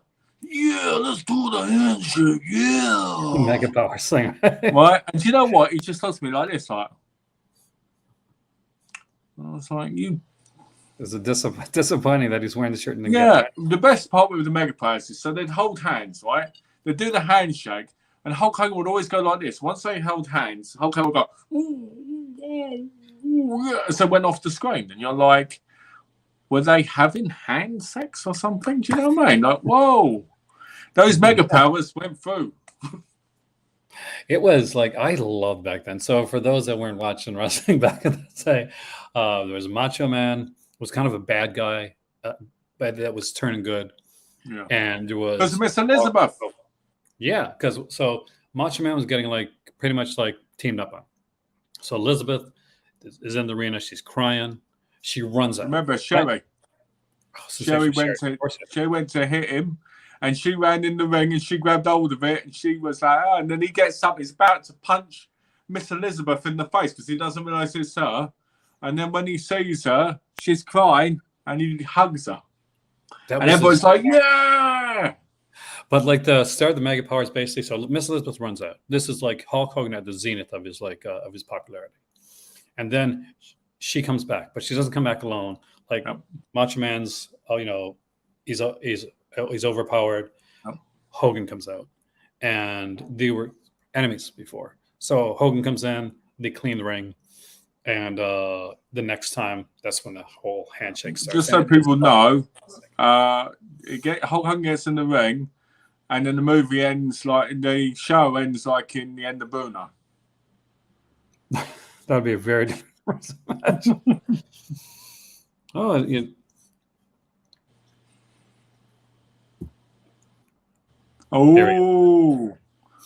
how many matches is that? Is that 11? That's 11 that we got so far. There may be more because it's AEW, guys. Now, there's been some that there's been changes on, and there's been some additions. So we'll go through these here. I want you to give me your thoughts on what you think the match and update it on what you think who you think's going to win. We got Aussie Open, Mark Davis and Kyle Fletcher are going to go against MJF and Adam Cole in the opening of the pay-per-view because MJF. That's the pre-show. That's not the pre-show because that says a pay. Wow. So I'm guessing it's going to be like 4 hours before they end up wrestling again at the end of the night. Well, it's like they're opening up with the pre-show and they're closing with them in the match, which is a pretty amazing thing. It's also crazy because you've got two big stars there in the pre-show, which rarely ever happens. Oh no, I mean but there's so much. There's just so much here. This is I think that they could have used someone else, but I understand what they're doing. I understand what's going with the story. So it's a tag match for the ROH World Tag Team Championship. Malcolm and everybody else here, by the way, what do you think? Ooh. Of the match or the whole thing? Well, let's go with this match. We'll go match by match. All right. So I think MJF and Adam Cole will win unless Adam Cole turns on MJF, which I think it would be a mistake. Because I think that it'd be better off turning on him in a match than actually in a tag match. Because it'd be like, why would you? It'd be like a wasted turn, surely. I think we're going to not get a turn right yet, where it's going to eventually come, maybe later on in the show, which we'll talk about. But I think what we're going to get here is an interruption by Roderick Strong. Yeah, I think that. And that's going to where you think that they're going to win. I think that they may win, but by disqualification, because I think Roderick Strong is going to interfere. I personally thought it'd be great if they won, like how was it John Cena and Shawn Michaels did before WrestleMania 22? I mean, here's the thing. MJF and Adam Cole are stretched about as it is. So I don't think giving them the tag belts, especially when they're not on ROH and they're already is going to be the best go for it. And I think the best way to keep them all strong and to keep the titles on Aussie Open, or an amazing team, is the Roderick Strong storyline. Don't show your hand with MJF or Adam Cole yet. Yeah. But the second that Adam Cole hugged MJF, and he hugged him with that thing that he does when he's going to backstab people, the closed fist. Like if you're like an Adam Cole, like you see the closed fist and you're like, oh, are we going there? That was a while back too. But we got the second pre-show match. It's going to be Jack Perry, the son of the late Luke Perry, and versus Hook, the son of Taz, for the FTW championship. Jack Perry says that after this match, if he wins it, he will retire the FTW championship. For those that are unaware, the FTW championship started out in ECW when Taz didn't feel like he was getting his due. He just said, screw F your championship. I'm going to make my own. And that's where the FTW champion got its initial start at. Well, then that means Hook will win then. Yeah. What do you think on this one? I think Hook will win. I thought it was a silly gimmick when he first came into it, but I think he's doing pretty well now, and I think he'll win. I think Jack Perry will lose because he's on a... I think Jack Perry will lose because it makes sense to go back to Taz's son before he gets retired, personally. Do you think we'll get a Taz interference? That'd be awesome, but I doubt because he can't really wrestle much anymore, can he? No, but do you think Taz will be at that ringside? It'd be cool if he was, but does he work with AEW now? Because I've forgotten. He does. He's an announcer. Oh, then he probably will do then. Like he left during one of the Jack Perry promos recently, and he said, "I just can't take this anymore." No. I think there might be interference, but if there's two interferences straight after each other, it's going to ruin the... Do you know what I mean? I agree with you that Hook's going to win. But if they really want to keep Jack Perry strong as a heel, I could see them letting Jack Perry win and quote-unquote retiring the championship and having a match down the road to kind of bring that belt back. So there's a couple ways it can go with this. But these are two wrestlers that are at a point now where, I'll be honest, Jack Perry, as much as I do like, I liked him and I like the whole Jungle Boy gimmick and Luchasaurus and all that type of thing, he's much better as a heel because he's very bland babyface. That's true. And Hook's gimmick, like you, I didn't think it was going to work, but it does. He's got the most moose hair I've ever seen in my life. And I lived in the 80s, man. Utterly it's going to be a cool match. It's going to be blow the roof out, though. This will be an okay match. I expect a short match from this one, not an overly long match for Jack Perry versus. Well, I think this is going to be what the pre-show's half an hour. Is the pre-show only half an hour? I mean, WWE's is normally like an hour to 2 hours, but I highly doubt it's going to be more than that, an hour. Because this is AEW, man. They tend to do. They make their stuff long. Well, Have the you main watched the event, AEW pay-per-view? the main event starts at 6, so I guess it's gonna probably start 5. I Yeah. don't know. FTR, I know FTR are losing. They've got to. Everybody thinks they're going to win, but I can't imagine it after what happened. Yeah, FTR versus the Young Bucks. Everybody's a winner in this match because here's the thing: it's FTR and the Young Bucks. You know this match is going to be a banger. It'll be, I suspect, probably one of the highlights of this show. Oh yeah, and the Young Bucks. I don't care what like the Jim Cornetto say of the world. The Young Bucks are amazing, and what they can do is just incredible. I'll be honest. Like Trackpedia said, that's his production. Hey there, Jimmy. By the way, welcome, man. Sorry I didn't see you there. Jimmy. Did you retire the belt last night? I think he wanted to. I didn't get to watch it actually. I'll be honest. I can understand where Jim Cornette comes from with the Young Bucks. Because there was a period years ago I was getting a bit tired of all the shenanigans and all the super kick party stuff constantly over and over again. But I think as they've got older, they've become more in the ring instead of just... I've always loved their matches because they were great against the Briscoes. They were incredible against Red Dragon. They were incredible against all these different teams. You know, and brought the best out in the matches. But I can see where he comes from to a degree. I understand to a certain extent, but I will say this right now. Like, he grew up he was out in the period when the Rockers were going around. And the Young Bucks are just a more talented version of the Rockers. Yeah, there's my hot take right there. Except, because Shawn Michaels was talented. Marginetti were both talented. They did a lot of the same type of stuff. It's just Young Bucks can do a bit more. And they're Christian boys too. Oh, they are. Yeah, they very much are. Like they're very they're very much different than FTR too. Yeah. When it comes to certain things, Cornette does like to bash people just to do that. Like he does. Like that's the thing. He doesn't offer improvements. One thing I will say. Here's the thing. I'll give some credit for Vince Russo here, who I often very much disagree with. At least if he says, "Oh, I like something," or "I don't like something," he'll give like an alternative, right? And I may totally disagree with his alternative. I think it's the stupidest thing in the world, but at least I get one. But Cornette just likes to heal it up. I think, sell his merch. I think Jim Cornette really. I think the guy is a genius when it comes to the way he talks and gets people interested. 1,000,000%. He's in a lot of ways he's like Paul Heyman, but not as successful, if you get what I mean, like in the actual wrestling department of now.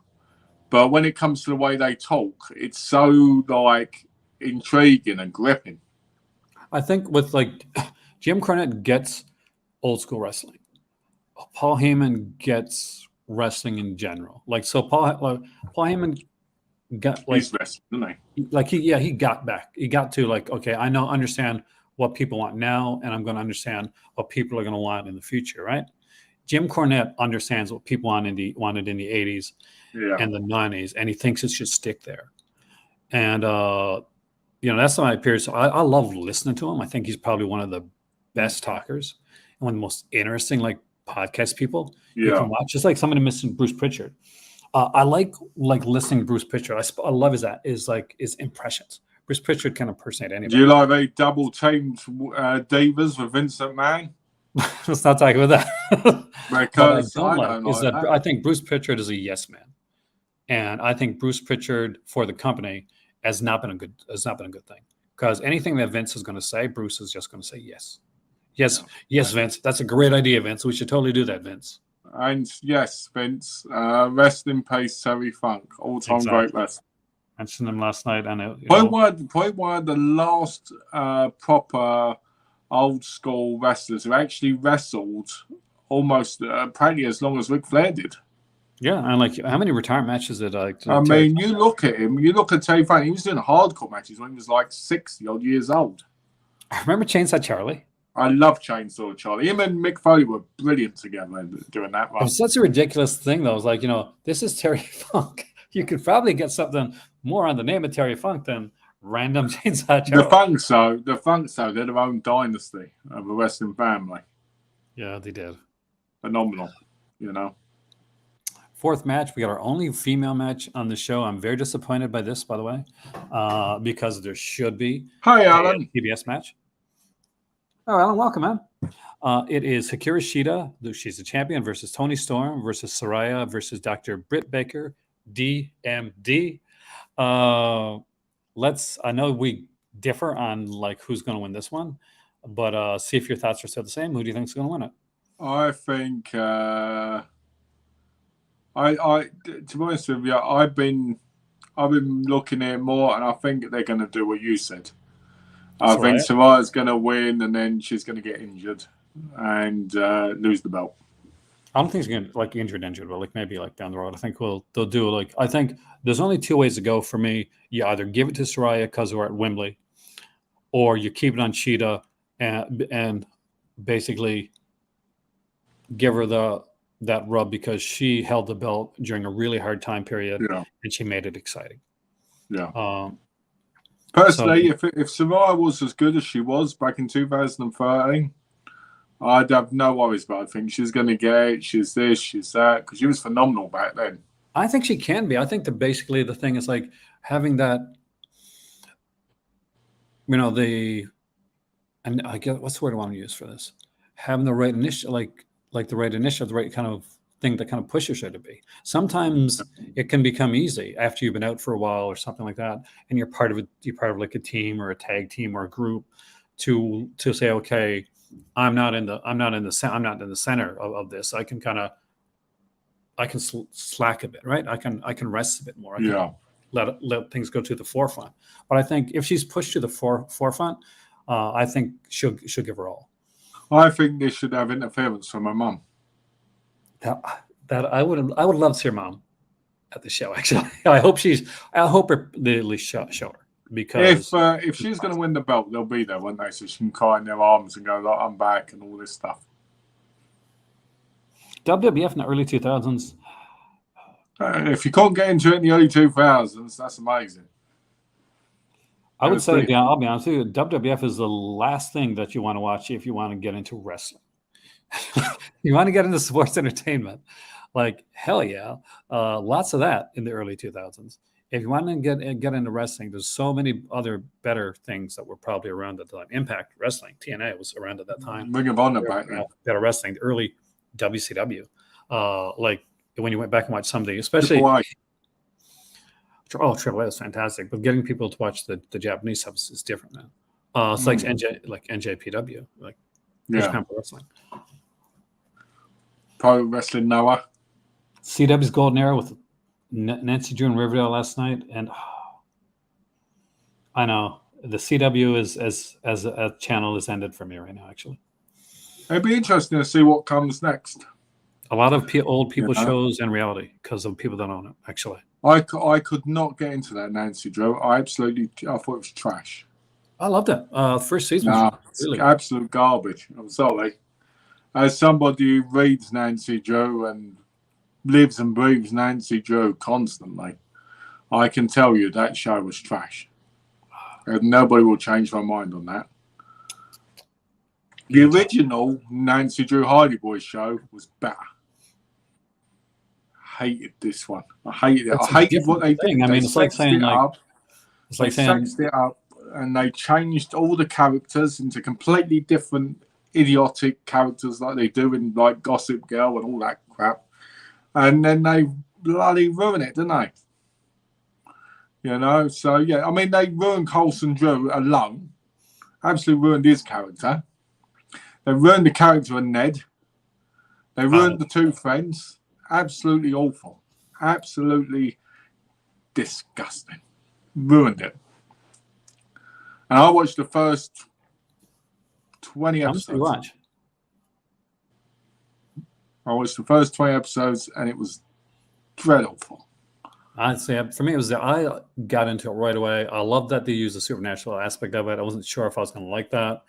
I liked that Nancy had a personality. I really did. You got personality in the books. She has. Yeah. Same as Hardy Boys. Okay, let's be honest. The earliest books are not exactly the best written books. Like they get better as you go through it. I had a collection answer on Hardy Boys when I was a kid. They get better. Like the because they do change. Like How the many Hardy Nancy Boys that Drew we see Hardy Boy initially books have you read?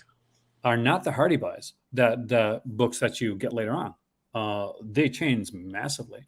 We get characters get killed in later Hardy Boys books when they go Yeah, from like like Hardy just Boys Files and stuff like like that. it starts out when the Hardy Boys and the Hardy Boys series, by the way, is absolutely fantastic.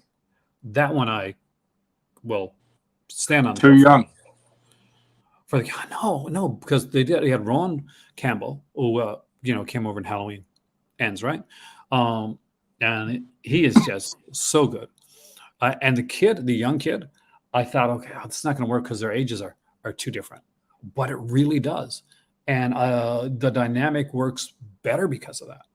Because as much as I grew up with like the Parker Stevens and the Sean Cassidy, Hardy Boys, and I watched the Disney Hardy Boys. Obviously, I wasn't around then, but I got the DVD of it. Oh. But this is probably the best interpretation. And there was like the other than the 90s, early 2000s one too that came out. You think this is the best interpretation? But for the Hardy Boys, yes, 100%. Like Nancy Drew, I still like the 70s series. That's still my favorite. But I do like what they did because I don't want to see the exact same thing that I've already seen. And Nancy Drew books same as like a lot of them, especially the early stuff, can be pretty. Same with Three Investigators. It's same with a lot of them. Like I used to make a joke. Like so, as a writing side of me, guys. Like I used to write. There's so many Chet retorted, like like you can make a drinking game out of it. It's very standard, right? Like because it's going for a younger audience. Yeah. That's the idea. It's going for a younger audience. So some of the writing is very, at times is very by the numbers. And obviously there's times when we can tell it's ghostwritten. You can tell like some books are just better than others.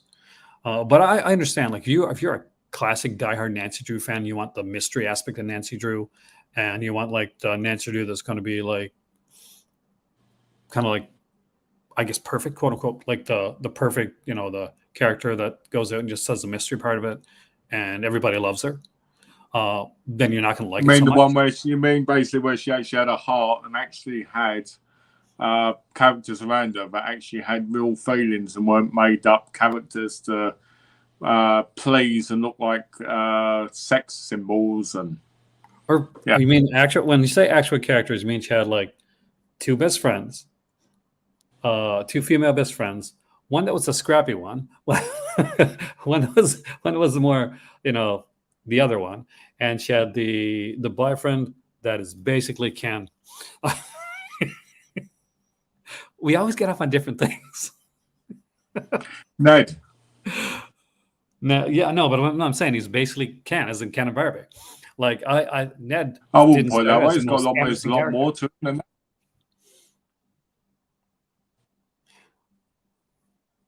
Let's go to the cover. But they built up on it. Darby Allin and Sting. This one's changed. I mean, we got to remember is most of Nancy Drew and the Hardy Boys had ghostwriters, didn't they? Because they had the same pseudonym on the thing. Yep. It was, I think, Frank W. Dixon. Frank. I think it was Frank W. Dixon, and on the other one it was Carolyn K. Yeah.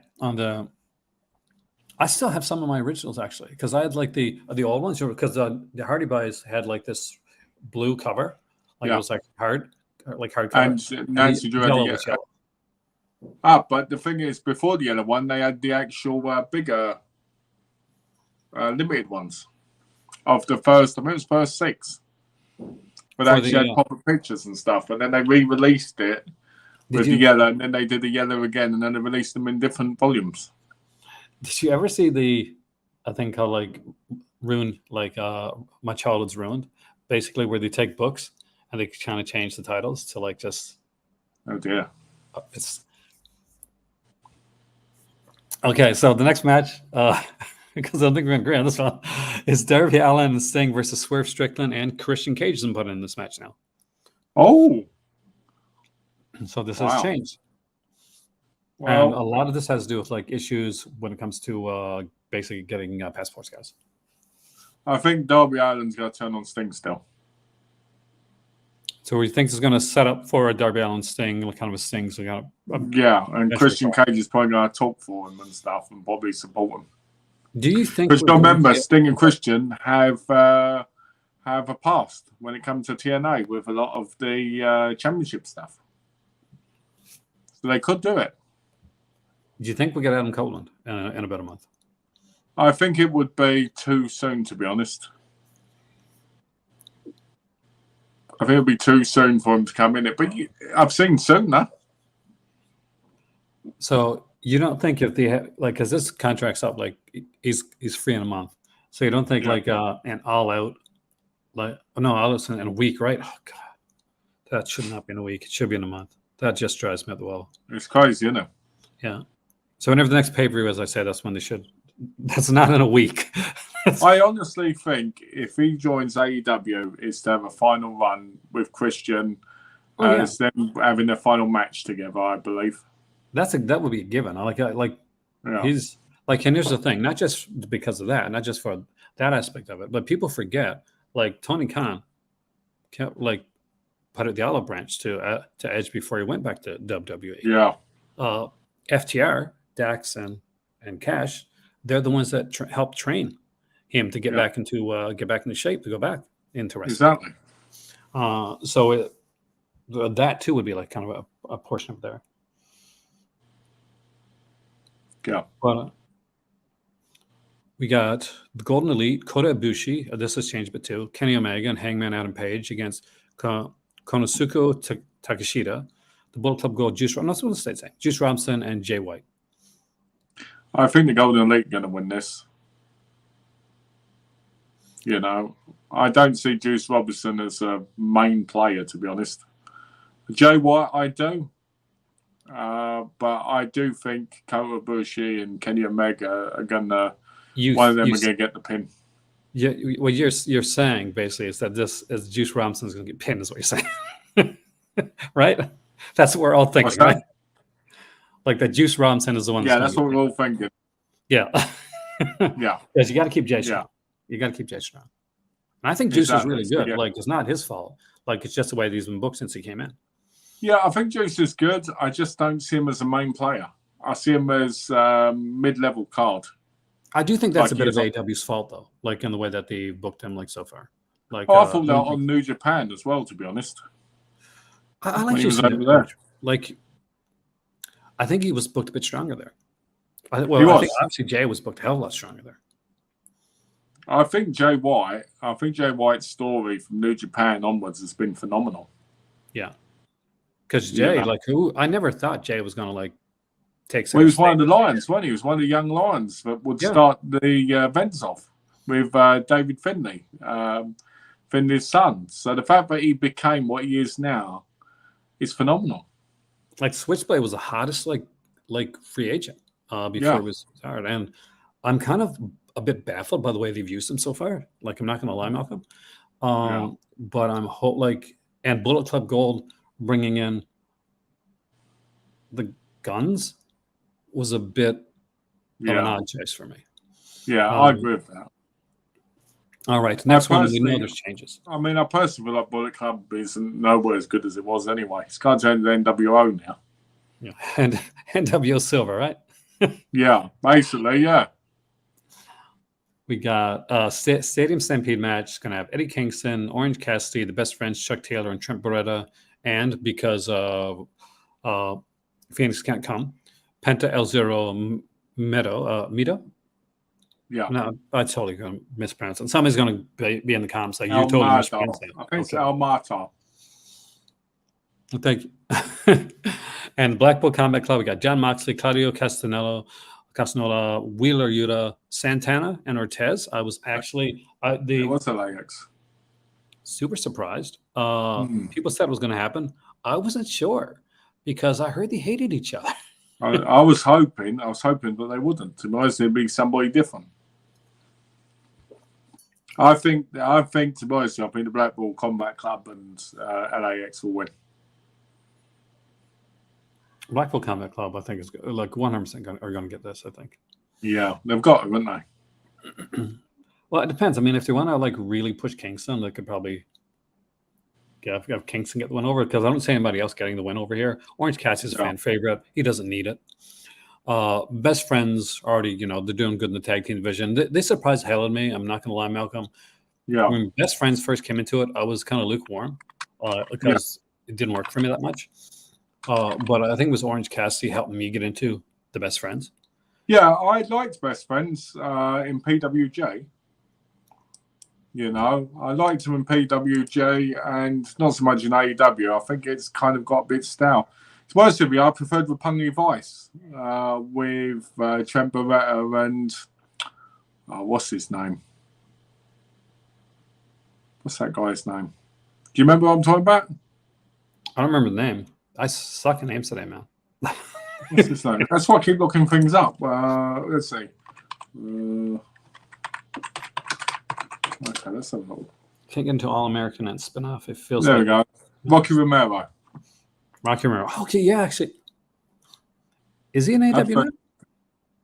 Yes, right? I don't know. He's been to some of the events. Or is he with ROH? I thought he was with ROH. He's probably with ROH. I mean, he was because he was with Roppongi Vice with Trent Beretta in New Japan, and then they kind of broke up. And then he's been at some of the events I've noticed with AEW, so you never know. Would be interesting to see him back. Will Ospreay with Don Callis versus Chris Jericho. I would hope for a Will Ospreay win. Because one, it will be a bit of a fan favorite. We are in. Yeah. This is Wembley after all. And I hope that like Jericho remembers that, because Jericho has the thing of like, he's a fantastic wrestler. Over the years, he's done a lot of really great things. But I do feel like sometimes people, when they're having runs with Jericho, it doesn't push them. No, like it's like as Jericho's where you go to lose your heat. Remember when Cody was in like AEW? Anytime like Cody wrestled somebody at a program, I mean, look what he did with Wardlow. Yeah, exactly. They got over big time. Like it seems the opposite with Chris Jericho. It's like a vacuum for them. Yeah. The one thing I will say as well is Chris Jericho's coming out to the ring to Fozzy, isn't he? Singing his own entrance. Yeah. Which seems very self-obsessed. I hope Will Ospreay wins. I've been watching a lot of Will Ospreay lately, and I miss the younger Will Ospreay when he was more, high flyer than he is big now. But, See, I really thought we were going to get a Moxley versus Ospreay thing here because the whole, like, the setup, like, but apparently not. I think that would have been an awesome match, to be honest. Yeah, like, I was really surprised. CM Punk versus Samoa Joe for the real world championship. So is this the TV championship? Well, basically, what happened when Punk left, he kind of quote unquote took the belt with him, and he put that belt and put an X on it, like painted an X. Okay, so apparently he's defending that then. Yeah. Okay, so Samoa Joe's title's not on the line. No, the ROH championship's not on the line. That's a bit silly, if you ask me. They could have made it champion versus champion. CM Punk will obviously win this because they're doing a Jay Briscoe, aren't they? They're doing a Jay Briscoe and they're doing a WWE where it was I'm the real world champion and all that stuff. And so CM Punk will end up probably going against. I won't be surprised if he goes against MJF and eventually. That's where I think it's going down the road. It's probably MJF or. Yeah, it has to go with MJF. Like they eventually have to go back. Because the history. Yeah. Yeah, so they're doing the exact same thing. Because Jay Briscoe did the same thing with Adam Cole back in 2013. Or you want to go back even further? Look at the Intercontinental Championship between like Shawn Michaels and Razor Ramon. And Razor Ramon, yeah, that's true.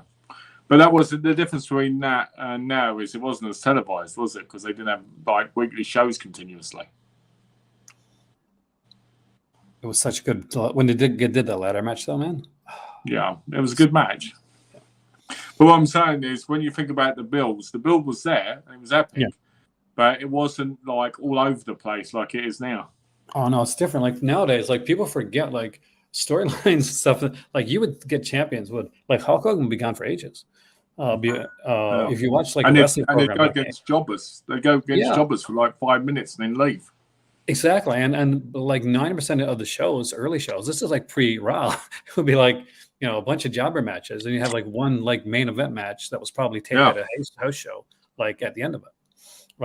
You guys are so lucky now when it comes to wrestling, by the way, guys. And when you think they'd only have like 4 real pay-per-views. Yeah. It was WCW that changed that. WCW started doing more pay-per-views, and then WWE tried to like kind of compete with that, and then eventually it was one per month, which I think is utterly ridiculous. I think it's too much. It's 11 a month. That's what they were trying at one point. Yeah. House of Black with Malachi Black, Buddy Matthews, and Brody King versus Billy Gunn and the Acclaimed, Anthony Bowens, and Max Caster. House of Black will win this. Trios, I think House of Black should, because we had to keep Trios Championship is actually still fairly new. House of Black needs to be kept book strong, and I think that's the best way to do it. I thought Billy Gunn retired. And didn't he come back for this though? Like for like, kind of like they got him out for this. Okay, well, like he left his boots in the ring a couple weeks ago. Hopefully, MJF versus Adam Cole for the AW World MJF will win. MJF will win. To be honest with you, he's the best. He's the best heel in the business right now. I mean, I like Roman Reigns and everything, but MJF's on a different level when it comes to the talking. Old school Ric Flair style. They need to keep him with the belt for a while longer, because I don't think it's going to get better than him, to be honest. Not for a long time. Do you think that maybe Roman Reigns will kind of run out? And oh no, I'm sorry. Do you think maybe Jimmy Uso is going to run out? Because he's. Oh, imagine that Jimmy Uso runs out and he cashes in the chip, and then he gets the belt, and then they do him against Roman Reigns for the Ultimate Championship. Then CM Punk says, I want to be in it. So there's 3 championships, right? And they do it on a dead WCW filming lot. And Ric Flair comes out and he beats all 3 of them. Well, then we got to come out and start like fighting over Nancy Drew. Yeah.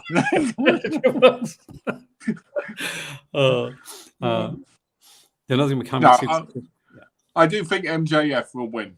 I love Adam Cole. Adam Cole's been one of my favourites for years, since before we even made it into Ring of Honor. So I would love to see Adam Cole as champion, but I just can't see it. I think we will eventually see Adam Cole as champion. I don't think we're going to not. It's not going to be now. It's not going to be now. But this is not the time. Are you going to be watching it? Hell yeah! This is. Are you watching it live? I hope so. Yeah. Ooh.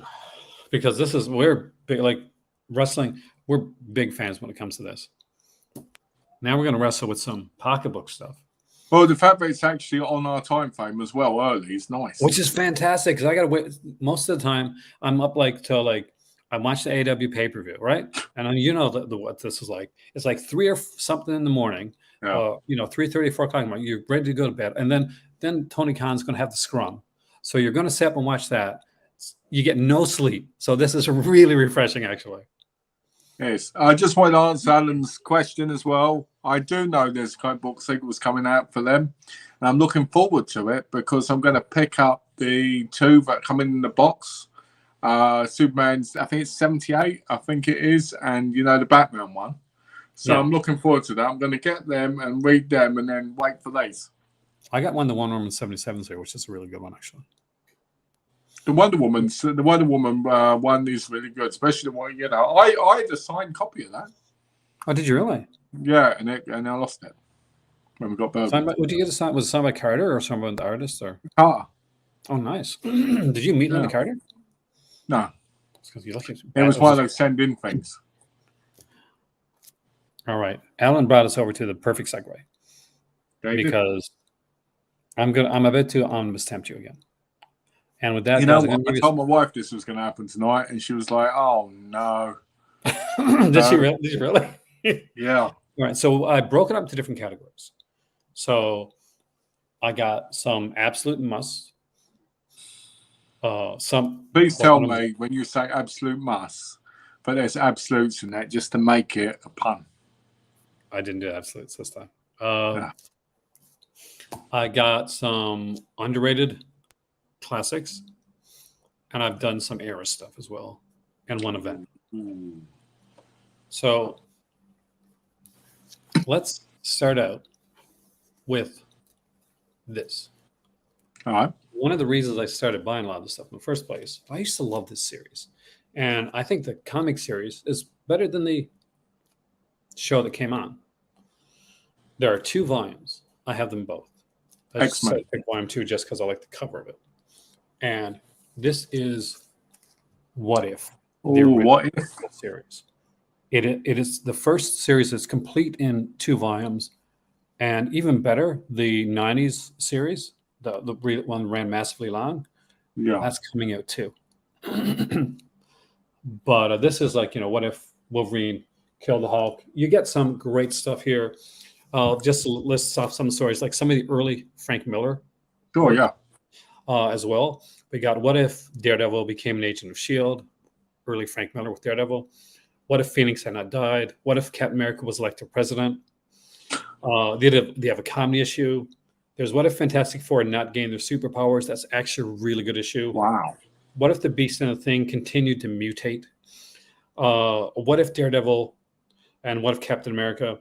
What if Thor battled Conan? That's a really good issue, which kind of ties into your Savage Avengers that you got. Yeah. It actually really does, by the way. Just putting it out there. What if Doctor Strange did not become the Master of Mystic Arts? What if Invisible Girl had died? That's a really good issue that follows up from a first volume 1. What if Conan? What if Captain America were revived today? What if Uncle Ben had lived? What if Loki had found the hammer of Thor?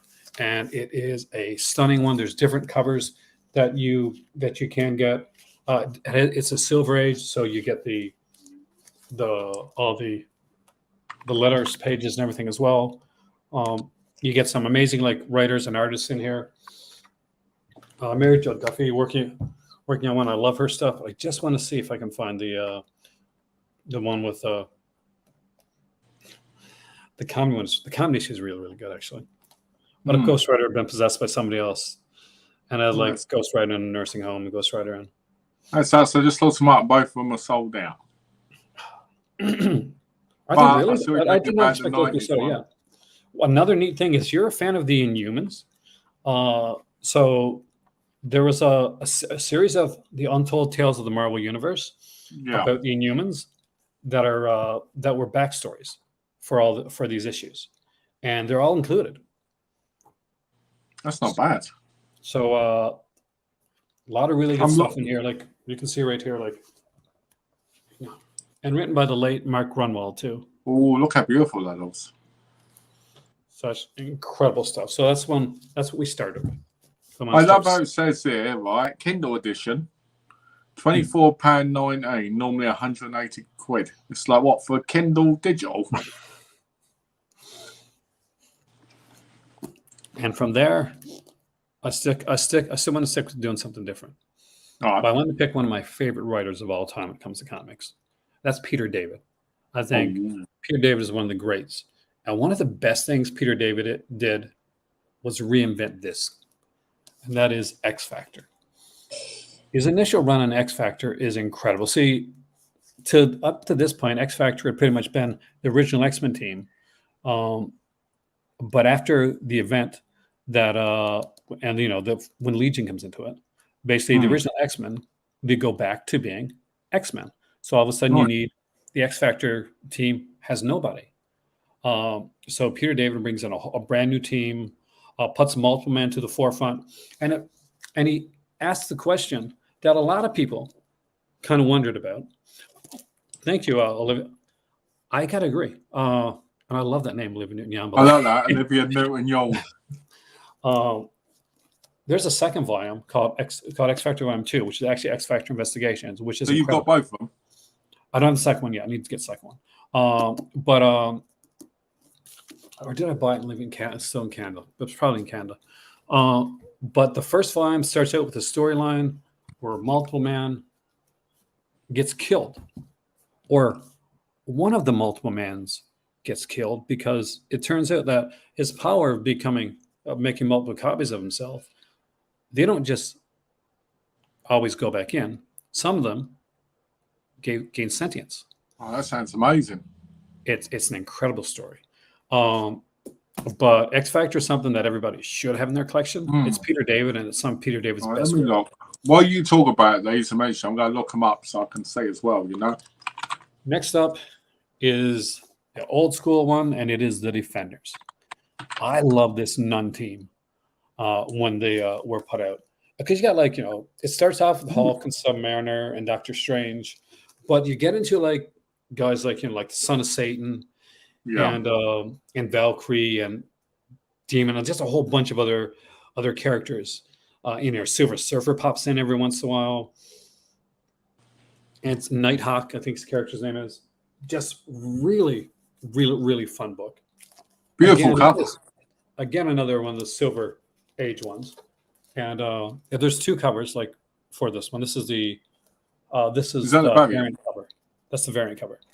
And you can see, like, Hawkeye's here. We got some good Hawkeye stuff.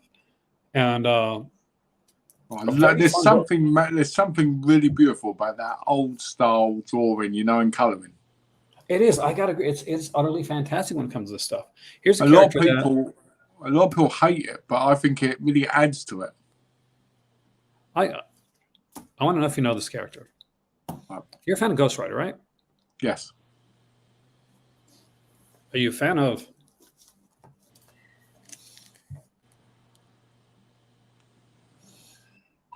What's that say? Cosmic Ghost Rider. I never knew about Cosmic Ghost Rider. See, Cosmic Ghost Rider was it started out in, I think, in Thanos. I'm pretty sure it's in Thanos 13, 18.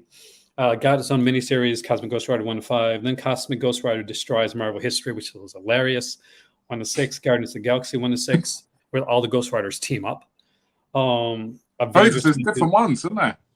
Oh, it's got like a whole bunch of Cosmic Ghost Rider in there. But the thing is, I don't want to tell you, because Cosmic Ghost Rider's identity is a bit of a secret in the beginning. Oh. But he is somebody from the Marvel Universe that you will know. Like, there's no way you're not going to notice. But look at some of its art. Look, oh, that's beautiful. That's nice. Cosmic Ghost Rider. Let's have a look. So far, X Factor Volume 3 is the only one that's going to be available on the 12th of March 2024. So, Cosmic Ghost Rider. And one of the neat things is that in the Strides of Marvel Universe is coming into, like, scenes, like big scenes within Marvel. So there's a thing in the back of the omnibus that explains the scenes that he's come into, that jumps into. So there's this whole aspect, like, basically, so this was like Spider-Man issue 50, and this is main Spider-Man. Like, I like that. I like the explanation. Yeah, it's really well done. It's incredible artwork. Donny Cates, who is kind of a modern day Jim Starlin when it comes to, like, doing, like, epic events. And I wanted to pick something that was a fantastic one and done read. Wouldn't take too long, wouldn't be too heavy, wouldn't take up too much space on the shelf. But I think if you like the character, you owe it to yourself to read this and own this with this character. And it is by one of my favorite authors, comic authors, Jason Aaron, who I previously talked about, the Thor run. Yeah. This is Doctor Strange by Jason I was Aaron. just looking at that. Yeah, I was just looking at that. I almost bought that the other day. It is incredible. Let me show you. Well, I'm going to do something I rarely do. I'm going to take off the slit. Oh, I bet it's beautiful. I love when the dust covers come off and they've got beautiful backs. Oh, look at that. It's magic. It is an utterly stunningly well done story. It's all put in together. It's just over 500 pages. The art at times seems like Vertigo-esque. Yeah. And that's one of the highest compliments I can give when it's coming to this type of art.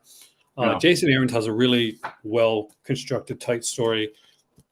It's 20 issues plus an annual plus Doctor Strange: The Last Days of Magic, which is a one shot that ties into it. But it has some amazing artwork, incredible story, and just some. Wow, that's beautiful. I'm definitely picking that up. And this one does tend to get fairly. If you can get, if it's not at a print, it's fairly inexpensive. And I'm going to move there to something completely different and go to the history of comics. I want to bring on some of the old school stuff. Oh, it's going to be nice. I wanted to dive in. I was going to do, I didn't know which one to do first. I decided to go with this one. I do have the original Marvel one, which I can show if you want to see it afterwards, but this is Golden Age Captain America comics. Now, the nice thing about this is you'll get some Golden Age books where they kind of just do the story of the character. This has reprints the entire comic. So if Captain America has a character by the name of Hurricane in it, with his own story, we get that story. We get the ad stuff here. There's two of them. There are. This is the first one right here, and the artwork is incredible. I find that a lot of it is really reminiscent of the old school EC stuff. It does take a horror slant. Know that some of the characterizations of some characters is going to be it's World War II, so they're going to have a certain aspect to it. But look at this. Tell me this does not look like a horror comic. That's amazing, doesn't it? And the stories are really, really good. I was very surprised with the way it was done. The fact is that this was done, and stuff I'm showing you, this is done back in the day. This is an old book, and it looks amazing. I love it. And to shove a DC Golden Age in here, because I wanted to do that as well, to do one of each, was Batman. Oh, I want them, because I want all the Wonder Woman in that one. So this is volume 3. We get like Joker, Penguin, Two-Face, Catwoman in here, and like some other characters were new at the time, like the Cavalier and the Crime Surgeon, kind of making their first appearance. I bought this on Zavvi for $20, and what is that? One of those sales you were talking about? Yeah, it was one of those like, and they had it there for a while too. Like, and look how gorgeous like this is. Remember, like when this is done, like this is back in the 40s. Yeah. And you just get this like incredible, like unique artwork that it's funny, I was saying to my wife Donna earlier, I was saying it's funny, comics back in the 40s that had a lot more storytelling in them when it comes to the bubbles. Oh yeah, they did. People complain about that they have too many words. Yeah, I get hear that a lot. Look at this. Look at this cover right here. Oh, that's nice. I like that. It seemed like in a lot of cases they took a lot more chances. By the way, see that guy with that's Alfred. Originally, Alfred was like this kind of pudgy looking like character. He only became like so he wasn't a like English military person then?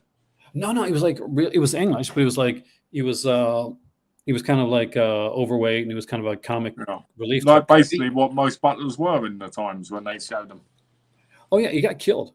They brought him back to life. And that's when he came the thin character. So this is Batman: The Golden Age, yeah. The Golden Age. There's definitely a few volumes of that one out there. That is volume 3. According to this, there's been 10. Yep. And some of them are hard to find. Some of them can get a bit expensive. Oh, volume 6 is £244. Volume 8 is 205. Volume 5 is 194. Volume 1. If I get the Kindle version, it's £12. Well, there you go. But Volume 1 is being re-released. All these Conans coming out over the next 6 months is crazy. I got some pre-code stuff, actually, classic. I got some over there. I can show it in the next video, actually. I wanted to do an event. I wanted it to be an event that I actually really dug. And I think like it doesn't get the credit that it deserves because it was a 90s event. And some people like to crap on the 90s, right? Yeah. But I was an absolute fan of Onslaught. I enjoyed the heck out of this. It's very 90s. Yeah. and it's very much a product of its time. I've heard good things about it. But I really enjoyed it. Like this is when I think Ben Reilly was Spider-Man at the time too. But now we're getting to the absolute must, which I wanted to leave to. So far, you've shown everything that's feels like a must. So these have got to be magnificent. Yep. So when you think X-Men, and when a lot of people think X-Men, they'll think of the South movie. They'll think the cartoon of the 90s, and like that era. And there's one person that comes to mind, aside from Chris Claremont, and that's Jim Lee and his run on X-Men. So there were 2 volumes of Jim Lee, Chris Claremont X-Men. But only it's Jim Lee, man. Only the second volume actually has Jim Lee's X-Men series, adjectiveless X-Men series in it. So the first one has, bits and ends, and most of the first stuff isn't actually even written or drawn by Jim Lee. But this one is. So I remember, like, X-Men is still to this day, I think the most X-Men #1 is the highest selling comic of all time. And it's all here. I love seeing how many there is, on the back. There is, so basically it goes, because he did X Factor, so X Factor 63 to 70, because remember I said X Factor, the X-Men came back. This is when. Uncanny X-Men 273 to 280. And then the X-Men that he did, X-Men 1 to 9, material from 10 to 11, and stuff from Ghost Rider 26 and 27, which crossed over. So just so you guys know, to get an idea of like the type of art. So this here is some Jim Lee. Oh, I love that. Right here. X-Men. This was a big crossover cover. I love the way that he draws Sava. And Storm. He did amazing. Storm. Just like these, like, look at this right here. Beautiful. This is the X-Men that, for me, like, I remember. It's the X-Men that I... Look at this, though. Bloody hell.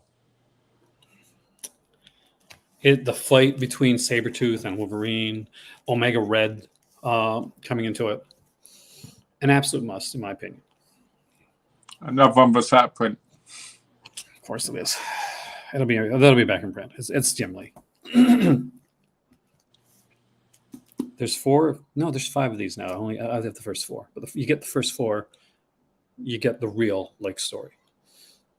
And it comes back to Peter David, Todd McFarlane, and eventually they'll Kewen and a bunch of other artists. But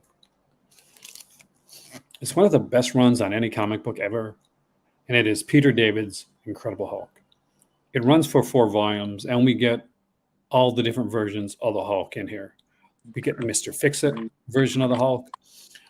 We have the new Professor Hulk, the Green Hulk, the more stronger Hulk.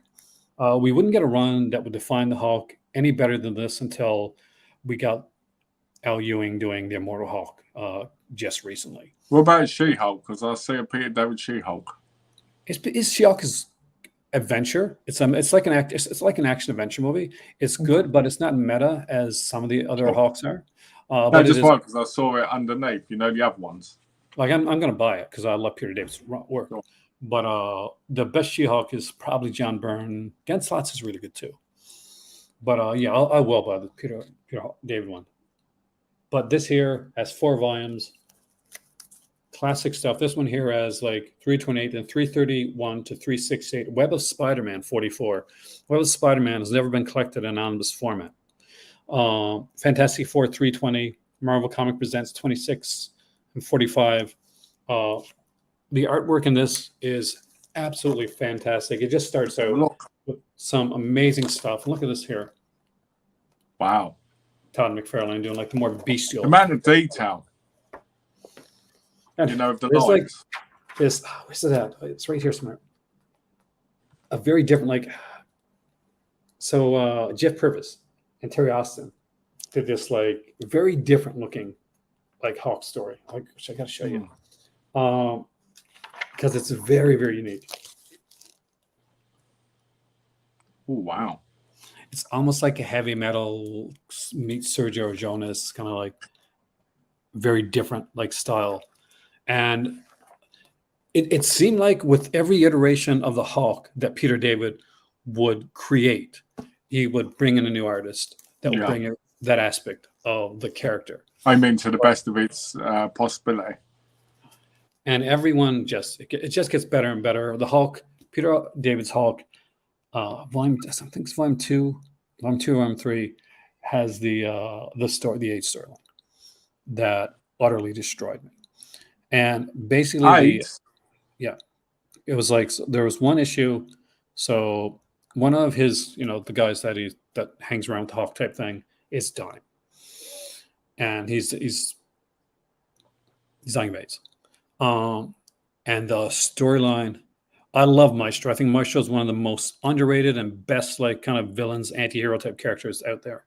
And Maestro Future Imperfect is actually in volume 2 or 3, I think, which is one of the great Hulk stories of all time. Just to answer your question, Alan, I've seen Love and Vincent. It's really good. And basically, the guy tells him, he says, give me your blood, like the Hulk's blood. Maybe it can save me.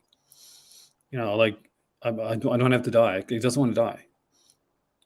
And the Hulk has to like grapple with the idea of like what could actually happen if he gives this kid his blood, and realizes that he can't take that chance. But he sets it up and pretends that he did to give him hope. But the kid's dying also realizes and knows exactly what he's doing. It's a heartfelt issue, and it wrecks you. So instead of getting him his blood, he gave him AIDS. No, it's just like this. It's a sad, like it's very like it was at a time when this was like kind of like on everybody's mind. It's like just it's one of the best issues that I've read. Like it was. That's one thing you got to like about comics as well. Each generation, when something happens, you see it in the comics, like subtly, being in it. And it's like, if I will say right now, Peter David's Hulk, everybody should own it. Everybody should absolutely own it. If you're the same with this character right here, and this is definitely the ultimate run. There are 3 volumes.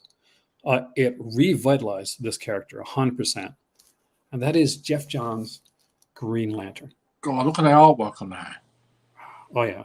We start with Rebirth, and we go into storylines. This has the Sinestro War. Volume 2 has Blackest Night. Volume 3 has Brightest Day. Green Lantern turned from like this comic that barely anybody read to the comic that everybody waited for every month.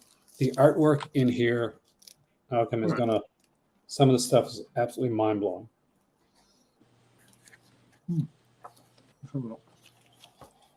Get some really look at that. Fantastic stuff here. There's even a story here, and I'll see if I can find it.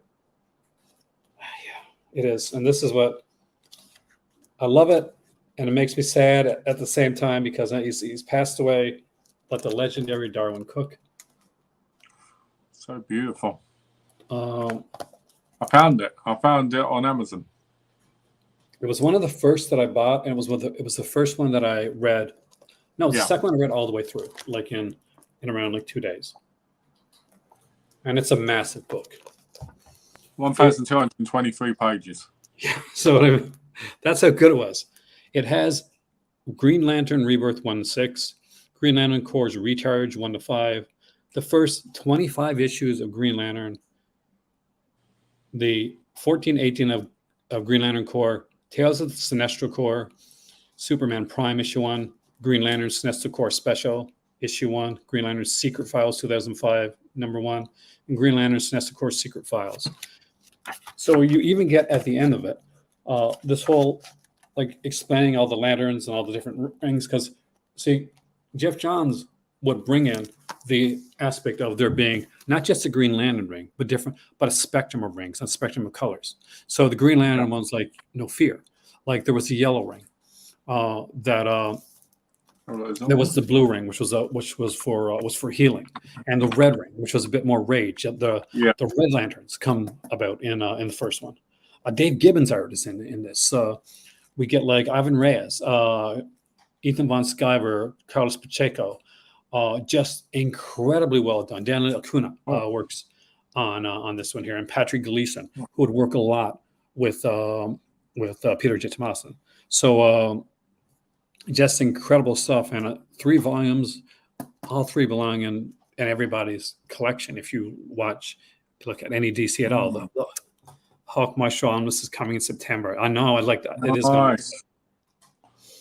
It looks like I can get them. It looks like I can get them for a good price. It is usually, and I wanted to put something that may or may not be able to print, but something that I was proud to get when I got it, and I really wanted to talk about this one because growing up, I was a big fan of Kirby. Jack Kirby. Oh yeah, and when Kirby, the first Kirby omnibus that I bought was actually Captain America. Jack Kirby's. I think it was for most people, to be honest. But DC put out the best Kirby omnibuses, and Kirby created the size of that. It's massive. Jack Kirby's Fourth World. This is the first appearance of Darkseid, the creation of the New Gods. Oh, I like that. The king himself right there. What this includes, by the way, I think actually I have to open up the book to show that, but I want to take off the slip for this one because I think you're going to appreciate this.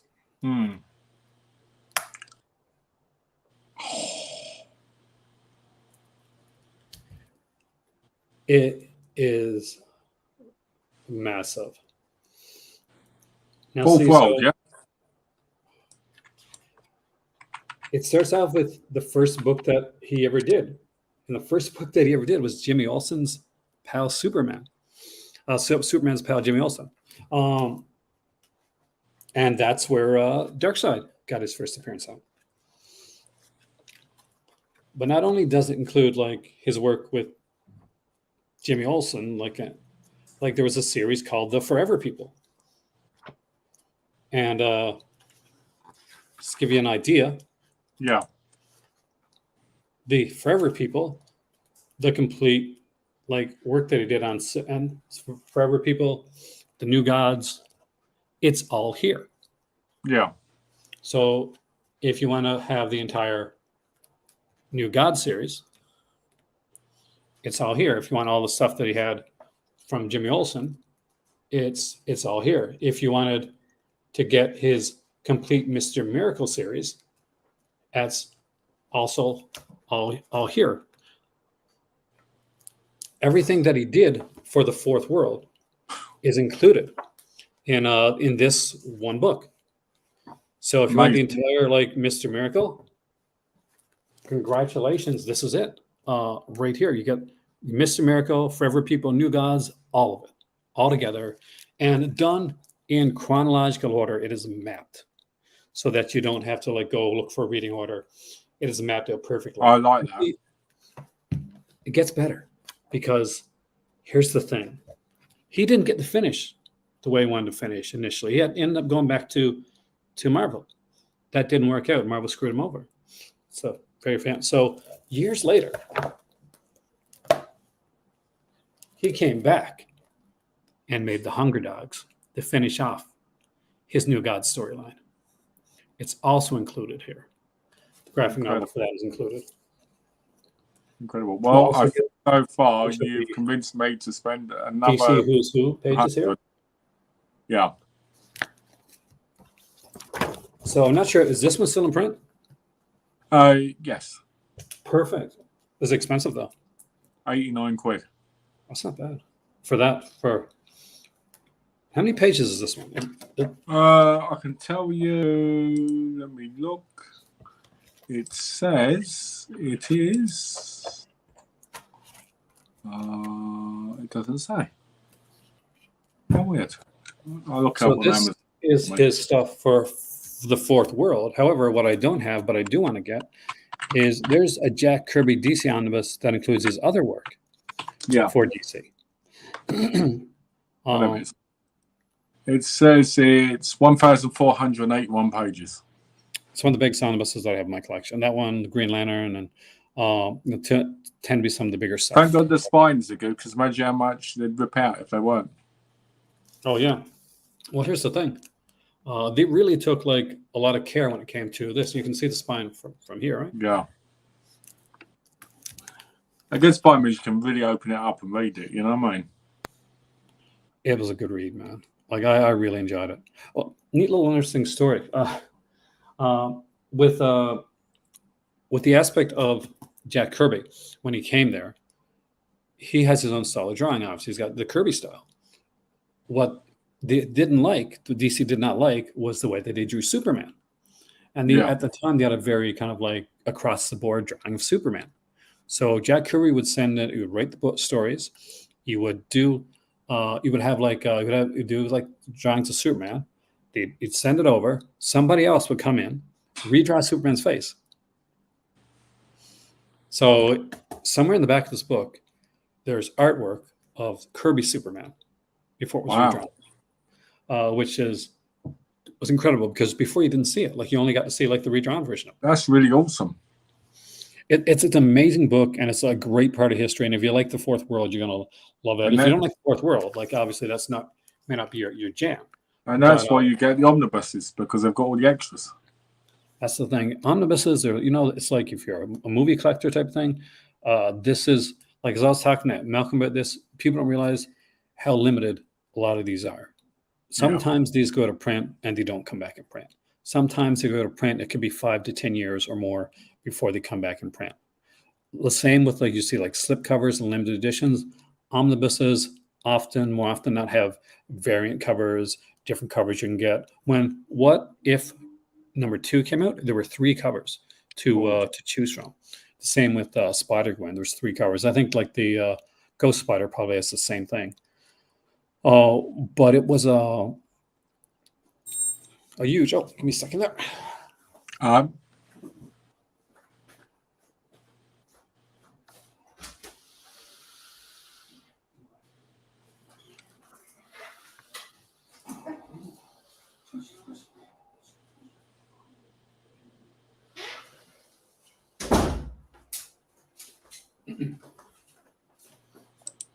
Cat tried to sneak in the house.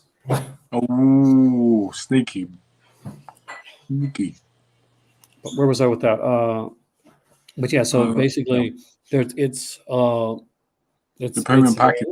It's very limited. So this is like the regular cover for Doctor Strange. I'm pretty sure that it has a variant as well. When you buy things from Amazon, more often than not, you get the regular edition or the regular cover. Yeah. You can look at like at comic places online, whether it's like Reed's Comics or something like that, and you'll find you'll find variant covers, like alternate ones. And often, if it's a pre-order, they'll put them out for a lot cheaper. But when it goes, it goes. So if you're lucky enough to get a book like one of the Golden Age Batman books before they go to print and you get it on sale, it's fantastic, because later on, what tends to happen is what normally happens. Basically, you end up like missing out, or looking for something on the aftermarket. Yeah. Aerobox that walked through the video store almost sold out during pre-sale. Oh, yeah, that's the thing. And with these here books, some of these, by the way, do sell out during pre-order. And we have to wait to see if they're going to do like a second run. When Jason Aaron's Thor came out, that sold out before it hit the shelves. Yeah. And they put more in, but even those it's tended to sell really quickly. Hickman's like Fantastic Four and Avenger stuff was selling out before it actually, like, because everybody Hickman. Jonathan Hickman is, by the way, one of the names that people look for. There's names that are looked for. On the Marvel side of it, there's Jonathan Hickman, Jason Aaron, Donny Cates. Those are 3 of the big names. When it comes to DC, you're looking at some names like Peter J. Tomasi. It's one of the big names that you look for there. You're always looking for like the Jim Lee stuff, like the Hush, the Batman era type stuff, and anything like Scott Snyder. It's a bit like Brubaker in a way as well. Brubaker, incredible. Brubaker's amazing stuff. It was over 10 years before Gotham Central went out of print and came back in print again. It was for the longest time one of the most wanted omnibuses that anybody could ask for. Ed Breaker's like Brubaker's Captain America luckily stayed in print for a lot longer, but it did because it was Captain America. And it was literally the version of Captain America that revitalized it enough that we got Captain America films. Any Captain America movie that you look at is based on the Brubaker work. So what that means is Brubaker practically made the Marvel Universe. Well, he definitely helped when it came to that aspect of it. Much the way, like right now, if you're a fan of like the comic portion of it and you want to see what's probably going to happen with the X-Men and things like that, then you're going to look towards what did Hickman do? Because eventually that's going to pop up. Yeah, but Hickman's complex. Hickman did Fantastic Four and Avengers, and he did and eventually did Secret Wars, right? Yeah. But Avengers and X-Men and Avengers and Fantastic Four led to Secret Wars, which changed the whole universe, which brought Miles Morales from the Ultimate Universe in 2616. Nice. Hickman did that. That's the reason that we have that now. And Secret Wars is actually pretty good, but I don't have that on this. I think it's amazing, isn't it? Well, I just want people to know that I've got a whole load of graphic novels and omnibuses coming, which I'm hoping to show off in one of our videos. How do we actually when they get here, which they might get here tomorrow or Saturday. So I'm keeping an eye out for them. And there's some really interesting ones in there, but we're kind of like outside of what I thought of as well. So I thought it'd be interesting to show, like on a stream. Especially in omnibuses and that. So I thought that'd be pretty cool. Because since I'm going to have my interest in mine for a change. Yeah. Because I can say I'm going to try and tempt Aaron with these. So what you need to ask me right now is how many of them have you sold to me to go out and buy? The answer to that is all of them. If that's true, your wife's going to kill. But some of these are at print, so you're lucky that you're going to have good to thing I'm not going to buy them at print, isn't it? Like, good thing I'm not going to buy them for like 400 or 500 quid. Oh God, no! Like, these are good, but I wouldn't like. I remember keep an eye out like for the Jim Lee X-Men Volume 2. That one can be a bit pricey, but I've seen it go really low. So keep an eye out like comics. I bought mine at a comic shop. And I got those ones I got to show. I think they're coming tomorrow, those Wonder Woman ones. Oh, nice. Yeah. I'm looking forward to reading them. My first absolutes. Absolutes are incredible. They're absolutely incredible. I'm thinking about getting the Killing Joke as well at some point. It's a really good story. I've read the Killing Joke before, but I mean the actual absolute. Well, for absolutes, for me, I worry about getting into them too much. So I've saved like if it's an absolute, it's got to be like, pardon the pun, absolutely something that I really, really want in an oversized format. So Sandman. I'm a huge Sandman fan, and the artwork I think is fantastic. So that Swamp Thing, same thing, massive Swamp Thing fan. So I'll get those three, and I'll definitely get the brain rights on Absolute Swamp Thing as well, because his artwork's absolutely stunning. A lot of absolutely there, but for me, I usually stick towards the omnibus, and now I've even gone a little bit lower with some of the compendiums, just because they're putting out stuff that's just not available any other way. And for me, it's sometimes just a bit cheaper. So when they put out the Kyle Rayner one, and Nightwing, the Bloodhaven one, that's sometimes it makes it easier because technically you're buying two for the price of one. It is like for a lot of these cases, and sometimes they go down really low, even less than that. Killing Joke animated, Dallin's right. Actually, it was the first R-rated DC animated. Wasn't that? It was. Didn't he have sex with Batgirl in that?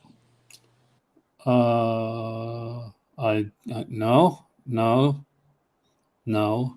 I've rubbed that out of my memory. Yes, he did. 2, it was a horrible idea.